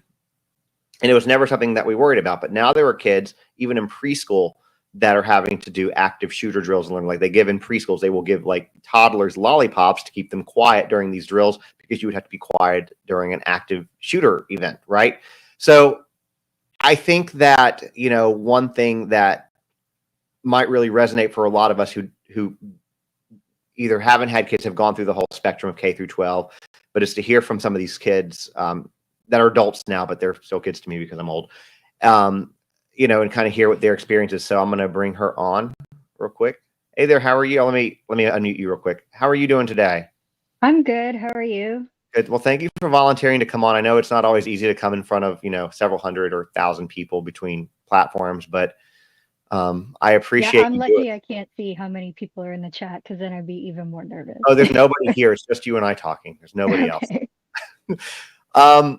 That being said, I really don't even know exactly what questions to ask you. I just kind of want, you to share your, when was your first drill that you remember? Because you said you don't remember time without having them. I remember you saying that. Yeah, what Columbine that's happened like. before I was born. I was born in 2000. So Thank you for making me Columbine feel old. happened in the 90s. But Columbine happened in the 90s, so there was never a time without these drills to me. It was tornado drills because I'm also in Tennessee, and shooter drills. Those were the two that we had for the most part. Yeah. I was in Georgia, so we had tornado and earthquake occasionally is what we had. And that was it. So starting in elementary school, were the drills pretty much the same throughout K through 12, or did they kind of progress as you got older? Like as far as like the things that they showed you, like, well, I guess what were the differentiators from there, if you remember? They're the same. I remember I had an actual lockdown in elementary school. It was like a soft lockdown. So like I recognize people saying this in the chat last night and not knowing the difference between a soft and a hard lockdown. So the difference would be a soft lockdown is it's not a direct threat to the students itself. It's like in our case, the bank across the street was being robbed. So they went ahead and locked down the school just as a precaution to keep everyone safe. No one's getting in, no one's getting out. A hard lockdown would be there's a shooter in the building right now. Like that is the difference. And so it's the same type of drill, even from elementary school up until high school. I would say the only difference is the kids' understanding of why the drill is happening. Like our stuff in elementary school would be like, oh, we need to keep quiet in case like the bad man is in the building or like a bad guy's in the building. But like as you get older, you see stuff like this happening to your peers, you know what's going on. And in that case, what's interesting to me is how students have adapted to like developing the drills themselves, I guess, because we're not taught to barricade the door or like push a filing cabinet in front of the door. Like we're taught lights off, classrooms locked, and hide in the corner from where the window in the door, like they can't see you and everyone's crouched there. But like growing up seeing this stuff happen, like a shooter can shoot out a window and stick the nozzle of a gun through there. So like we need to block the door. We need to make it as difficult as possible. And then we go huddle in the corner with our backpacks in front of us and like keep us safe. You know, but like the teachers didn't really teach us that. It's usually like the moment it's on lockdown, the doors are locked. You can't let if there's students that happen to be transitional in the halls like they were yesterday, like the teachers are told like you don't let any kid in. Like that's what's scariest about this stuff is like, and that's what's scary about kids growing up with the drills is like they know if they want to get the most people, you do it when people are changing classes. Because as soon as teachers are aware that something's going on, they lock those doors and they don't let anyone in. Because you don't know if like this student is the threat or not. So if you're in the hallway, like you're done for. It's like you don't go to the bathroom because you're a sitting duck. Like there's no way out, but the shooter can get in. And like the doors, these schools are so big nowadays that like you've got to run to get to the outside and like you don't know where the shooter is. So I would feel that was always my scariest time was like changing classes. It just, and I said this last night, and it just seems like one of the biggest flaws with active shooter drills is that the vast majority of the time, the shooter is going to be somebody who goes to that school with you, which means they know the active shooter drills for that school and what to do and where to go. And that just seems like a major flaw in the system. It's not really much as a statement. I mean, obviously something you want to say, but it just to me seems like it's counterproductive. Yeah. And it like I started learning these shooter drills in 2005. So like I'm sure nowadays I'm out of high school, I'm in college where we don't do any drills for anything. Like so I'm sure they've learned more stuff nowadays, but by the time we were in high school in the like 2010s and teens is that like we kind of already know what the deal is and it's just a matter of chance like are you going to be the school that like this goes down at today. Like there's only so many times you can do the drill. Like we know what to do. How was it something growing up? Because I mean, for me, it's weird because I'm looking at this like, oh my God, it's got to be terrifying going to school with it. But for you, it's all you know. Like that's just a normal drill that you do. I mean, was it ever? I guess how big of a fear was a shooting? You know, for you? Like, was it just like, hey, this is something that we just do every day, or was it like a legit fear as y'all were, you know, year after year, day after day, as you were going to class? As we got older and realized how normal it was becoming, it became an everyday kind of fear in the back of your mind, just because, bullying is an issue and the school can't take care of everyone at the end of the day. Like, at the end of the day, you just don't know, like, what a person is going through and if they're going to be the person to snap. And I was always worried about, we had police officers in our school. We had enough kids in our school that like required security. At the time of changing classes, we were like sardines in the hallway. So I was always worried, like, if that police officer is not on their game today, like a kid could just reach and take their gun out of their pocket or like wherever they have it. It's just, I was always so yeah, it's always a fear. The fear kicked in for me with Sandy Hook. That's when I realized, like, oh, this is a thing, because it interrupted my daily life as a kid. Like, my parents tried to keep me with a kid mentality, but I remember coming home from school, my brother and I would always watch Cartoon Network after we got off the bus. And I remember turning on the TV and I couldn't get to Cartoon Network because Obama was talking about Sandy Hook. And I was like, oh, something happened. But now it's like, yeah, it's an everyday kind of fear. It's especially with how so many kids struggle with their mental health and how hard it is to get, the help you need. Gen Z really copes through humor. So it's kind of like, we joke about it, that how likely it is that it could happen, but we know how likely it is that it could happen. Yeah, I get that. Millennials, we have the dark, very. You guys have like angsty humor. We just have very dark, like, oh, I'm going to take a toaster bath kind of humor. Yeah. So, now, and I agree with you on bullying. And one thing that I think is very different that the older generations need to understand is that when like I was growing up, the internet was very new. So I'm right at the cusp where we had like the analog childhood, digital adulthood. Dial-up internet came out while I was in high school, and I had AOL and I know I'm dating myself. It was fine though. And so we had some internet, and we could see what that was like. But for you guys, being born in 2000, the internet has been there pretty much forever. And cyberbullying is a thing. So I was a kid, I was bullied when I was in school. I think a lot of kids experience some version of it, but and ultimately, because hurt kids. I found out a few years ago that one of my main bullies took his own life. So there was, you kind of hear about that and you sit back and in hindsight. But when I went home at the end of the day, I was home at the end of the day when, they weren't in my neighborhood. They couldn't get a hold of me on the internet. They couldn't text me. None of that existed. I was home for the summer. I was home for the weekend. I was home for the evening. But now you guys can't escape it. If somebody wants to be a relentless bully, they'll bully you in person and they'll bully you, virtually. And I think that's another, just saying that's another aspect to struggle, with mental health, that I don't think people understand, that it's being bullied and saying, okay, well, I was bullied, these kids, it's a very different experience to be bullied now than it was when people my age, a little bit older, a little bit younger, and older were bullied.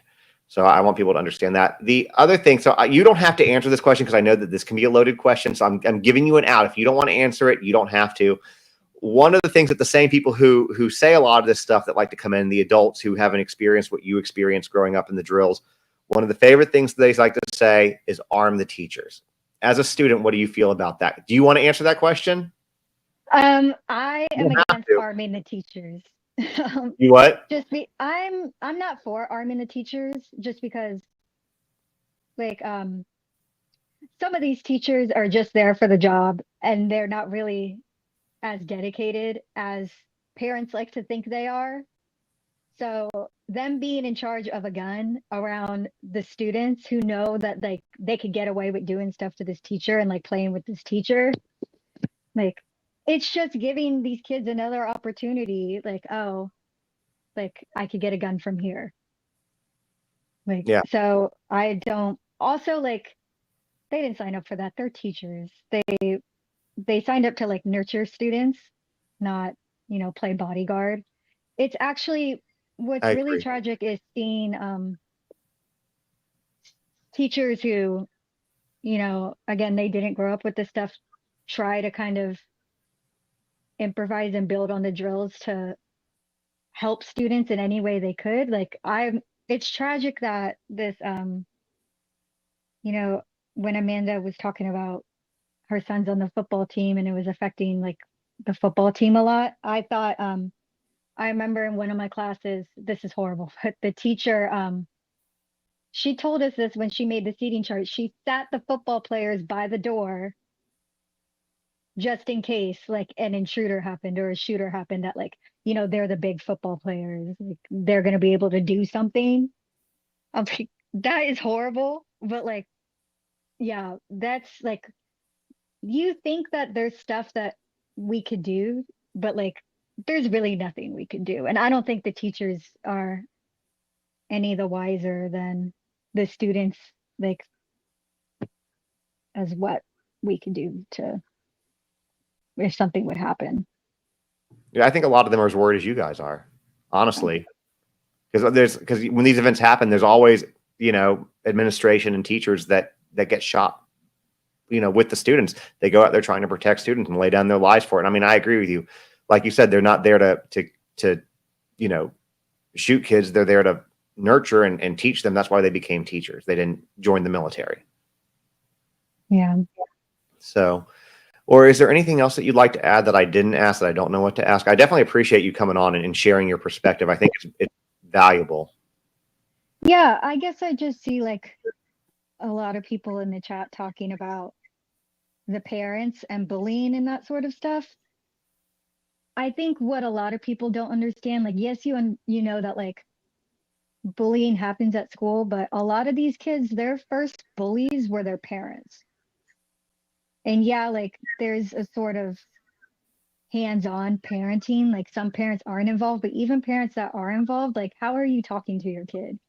If you're like, how do you discipline them? If you're being condescending and have like a thin patience and you're quick to anger, and like if you talk to your kid like a bully, how are you surprised when your kid becomes a bully? Like there are a lot of bullies that like they have both parents in their home and they have siblings, and it's like it's not always the broken families that have, you know, that need the most help. And it's just also, I would say invest in your kids' mental health. If you take you know, if you take your kid to get a physical checkup every year, but you like, why would you not do the same thing for like their mental health?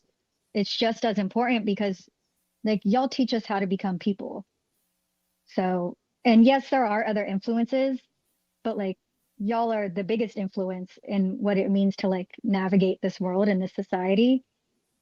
And like as far as the internet goes, like I don't think it's an excuse that's like parents are unfamiliar. If you don't know how Snapchat works, get a Snapchat. Play around on the app. Like figure out what exactly your kids have at their hands. That's what my mom did. It's you know, there really is no excuse to not kind of, I guess there are many things that you could do as a parent to nurture Yeah, your kids and to your hopefully. and to your point, when you talk about parents, you know, being there is a saying, yeah, that oftentimes parents are the kid's first bully. That's definitely something that there's a lot of truth to. But when children are developing their core values, who they're going to be, that happens a lot at the very young ages. I forget what it is, but something like 2 to 5 or 2 to 6, something like that. Those are such critical years. And if this is how you treat your, you know, if you treat your kid a certain way, that's gonna, you know, and you bully your kid, don't be surprised when they turn up to be a bully. But the challenge is, there's a couple challenges that can be with that with parents. Is that some parents want their kids to be the bully. They're very okay with that. Mhm. They're proud of it. That means my kid's strong. He's an alpha or she's an alpha, you know, whatever it is. They like it. And then there are other parents who just want to be in denial, like, no, that's not my kid. But you know, it's one of those things. I mean, let's just call, you know, I would say all kids probably to some degree experience some type of bullying. And if your kid never experiences some type of bullying, there's a good chance that bully is your kid. Mhm. And just, you know, you can't deny it, because if it turns out that something like this happens and your kid becomes a target because of that, then you know what would you rather have? Would you rather address the fact that maybe your kid's an asshole, or would you rather your kid be dead? Because that's truly what we're talking about here in these cases. Yeah, and I think they have to understand how bullying has developed. It's not how it was like in the movies growing up, like slamming kids into lockers and, you know, stuff like that, because then I feel like the school would be able to do more about it because they would be seeing it. Like the stuff in my school was um this guy sent this girl's nudes to like everyone in the school, and she had to leave the school because like it was such a violation and everyone knew. It's like sneaky. And so I guess just keep yourself educated on the environment your kids are in. And for what you just, for people who don't know, what you just described is called also sextortion. And if you want to know, I won't get into it in this one. Look at the statistics on suicides for that. Yeah. I appreciate you saying all that, because I think that a lot of people don't truly understand the differences now that we have. Anything else that you'd like to add before we close out? I just see a question here about students having to sign a contract about their online behavior. Oh, I see. I'll throw it up. Yeah. Yeah.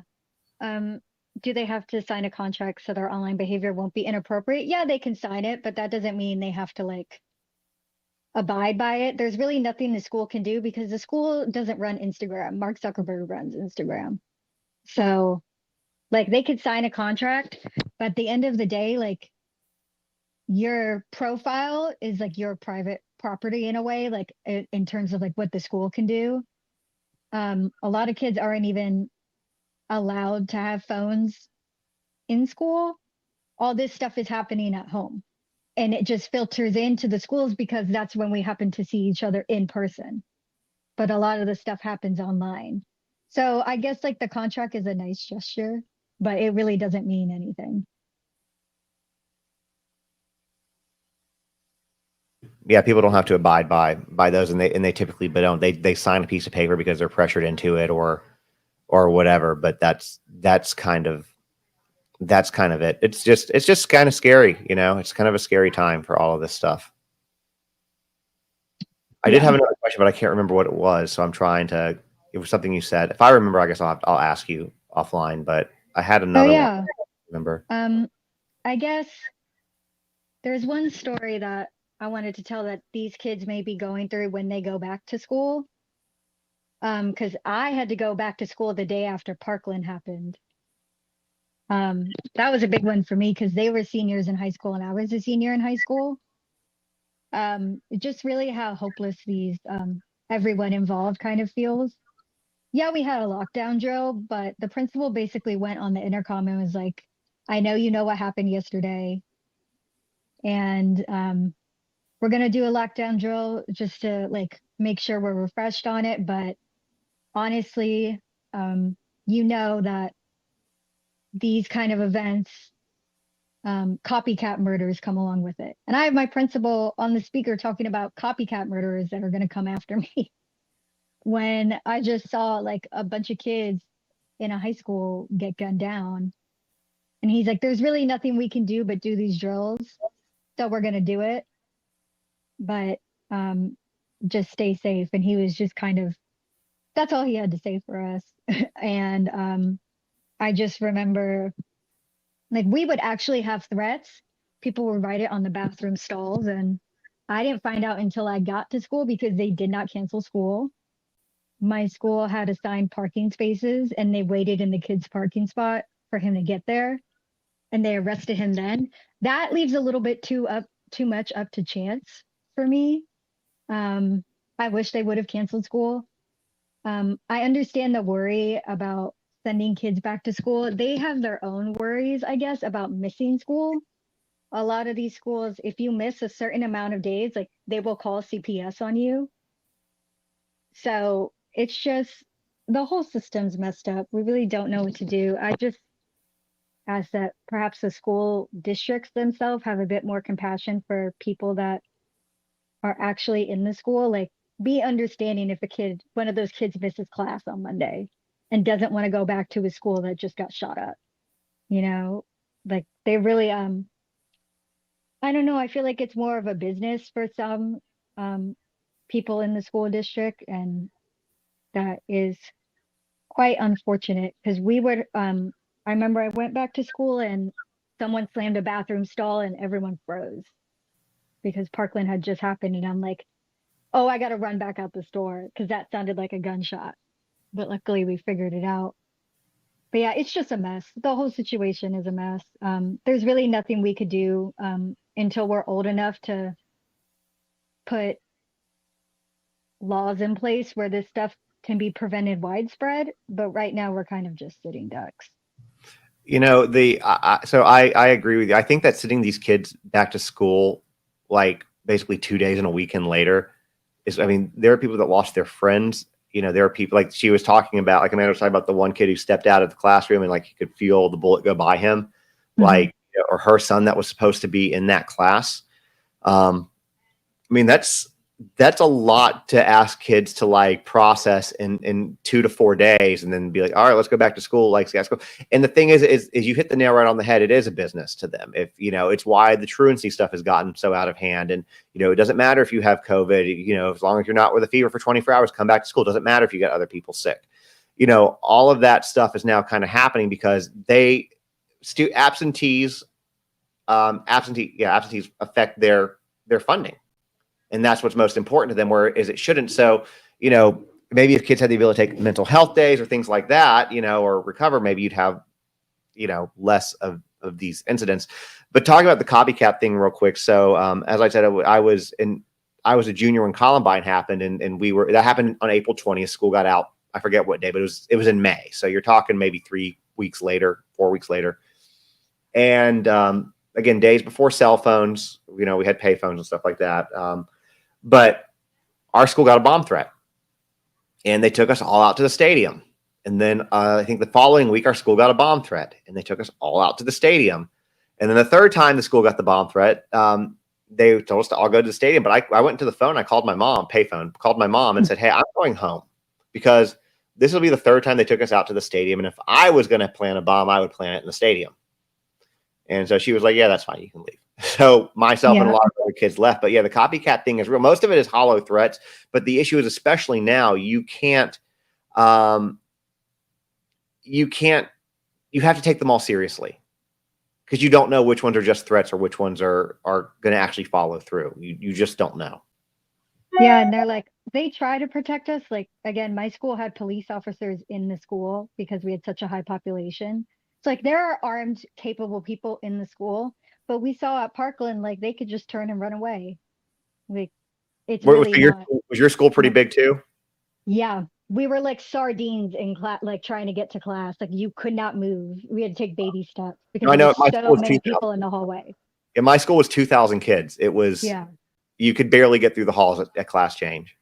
Yeah, so and you could not be late. Yeah, and you couldn't be late either. You had to be there by the time the bell rang. Well, like I said, I appreciate you coming on and sharing your perspective. I might ask you to do it again at some point if you're okay with that. Yeah, you have my email, so. I do. I appreciate it. I think obviously with you bring a lot of really valuable insight that a lot of I think millennials, Gen X, and Boomers really need to hear. Yeah, unfortunately, it's like that's why a lot of Gen Z is very apathetic towards the government and adults and things like that because what have they done for you? Yeah, we grew up saying like these are the people that are supposed to protect us, and then something like this happens and they do nothing. So they give you thoughts and prayers every single time. Yeah, I know. If I hear someone say thoughts and prayers, I'm going to be like, well, your prayers don't work, so let's try something different because honestly, it's not doing 25 years they haven't worked. I know. So no, I get it. Oh, I feel like we're on the same page there. So, because I agree with that. My daughter's enters kindergarten next year, and I'm terrified. Yeah, my mom sent me to kindergarten, and this was available in the early 2000s. They had a little phone called a Firefly. Yeah, I remember those. And it had like 3 buttons on it, like where she programmed, like these are the only people I can use this phone to call. What if they still make? Yeah, and they would probably be pretty inexpensive nowadays. I know a lot of phone companies are coming out with phones that don't access the internet that a lot of older kids are wanting to buy just because the internet is so toxic nowadays. But yeah, it's important for kids to have their phones during school, which I don't understand why it's such a big deal for teachers, considering that nowadays they give us laptops and iPads to do our work on. So what is the difference? Yeah. I could just as easily like contact someone with that. But again, like a lot of those parents were saying like if their kid hadn't contacted them, they wouldn't have known. I was talking about it yesterday. If I had a kid in school that had a phone, I would tell my child, you are not giving up your phone under any circumstances. If they have a problem, tell them to call me.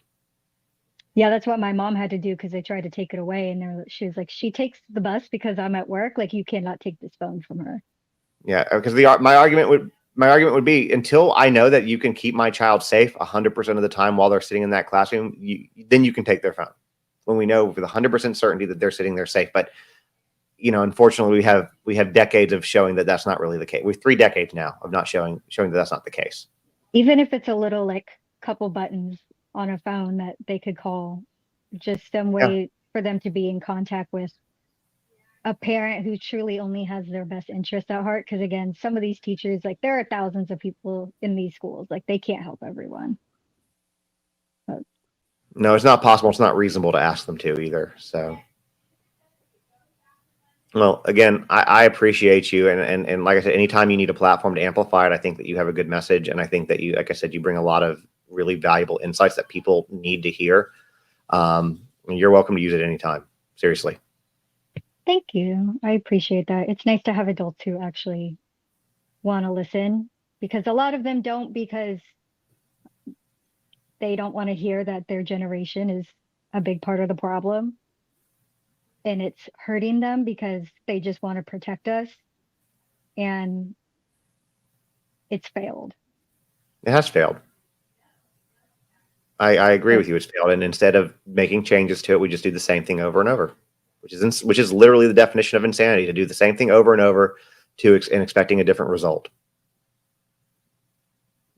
So, well, have a great rest of your afternoon. I'll email you, and maybe we can add this and do this separately on TikTok at some point too, if you're game. Of course. Thank you. You're welcome. I'll talk to you soon. Bye. Bye. So I hope you guys have found this valuable. I know we've been doing this for a couple hours, so I appreciate you guys have been sitting with us and listening to it. I think that there's a lot of things that are really important. The absolute last thing that I'm gonna leave you guys with, and I need to get it pulled up because I lost it a second ago, but I'm going to pull it back up, is I want to talk very lastly about the shooter's aunt, who my understanding has deleted her page since then, or shut it down. But immediately after the shooting happened, this was posted by her, and I was talking about it a little bit last night in a live. But this woman is supposedly the shooter's aunt, and she says, please, so for those of you who are listening on TikTok and can't see it on YouTube, I'll read it to you. Please, someone get me in touch with GBI. I've tried calling. That's in all caps. I'm not scared. I will not back down. I will not disrespect other parents and families that are dealing with this tragedy on the opposite end. They did not deserve this. We're all in agreement at this moment in time. I will not do anything but humbly support the families involved in this incident that did not ask to be participants. Again, still on the same page. With that said, I will not leave my nephew standing alone. When Uvalde happened, I told my children that only hurt people hurt people. I did everything I could to fight for my nephew and my niece and my other nephew. Y'all can go ahead and play the blame game if you want, but the families affected by my nephew's actions deserve all the attention now. I will take care of my nephew and what he needs on this side. Just check yourself before you speak about a child that never asked to deal with the BS that he saw on a daily basis. This was very unnecessary, this post. It should have stopped when she said, I will not do anything but humbly support the families involved in instance. Like, I think that there's value in what she's saying here, and I get as a family member where she's coming from. I do. I'm really trying to be empathetic and see both sides here with this. But there is a time and a place. And the day that your nephew took the lives of four people, injured others, and changed the course of lives for 1,900 kids in that school, we're not talking about him right now. He will be talked about plenty in the coming days. But right now, the focus goes on what happened and the people who were affected by his decisions. Then in another post, there's another thing here, and she just makes a comment. It's on an article basically posted about the shooting, a WGL article that's titled, 2 students, 2 teachers killed at Georgia high school. Shooter was a 14-year-old student. Police say that's what the headline is. And her response, I don't know how many zeros, 1, 2, 3, like 100,000,000%. He never asked for what he's been through. I'm with you 100,000,000%. Prayers for everyone. So again, she's talking about her nephew. Then there's this other one that she did, which was they're charging my 14-year-old nephew as an adult for murder. Y'all ready to see Haneys, I think that's the last name, Haneys, blood in Full Throttle? Nah, I wouldn't be there. Like, what the hell does that mean? Like, what? I don't even know what that means. So my understanding here, or what I'm gathering from this and from what we're starting to hear chatter-wise regarding CPS and everything else that's kind of coming in through this, what I'm almost wondering is I'm very curious to know what was going on in that home. And I'm sure it will come out in coming days as we learn about CPS reports, as we've already learned about the fact that there was an FBI, tip and law enforcement interviews with the dad and the kid at, back last year in 2023. I think that we're going to be having more information coming out and, continuing to come out in the coming days.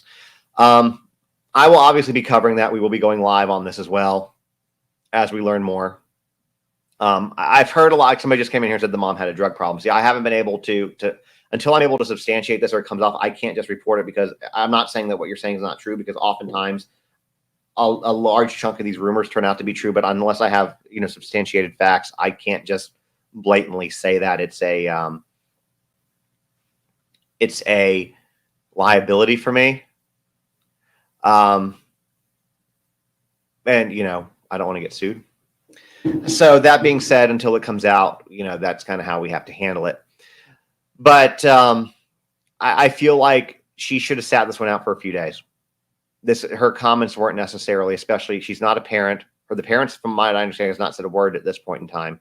She's an aunt. I don't know the situation, what her involvement in the family was, but it feels like this one should have been sat out, or it should have been humbly, I'm so sorry for what my nephew's done.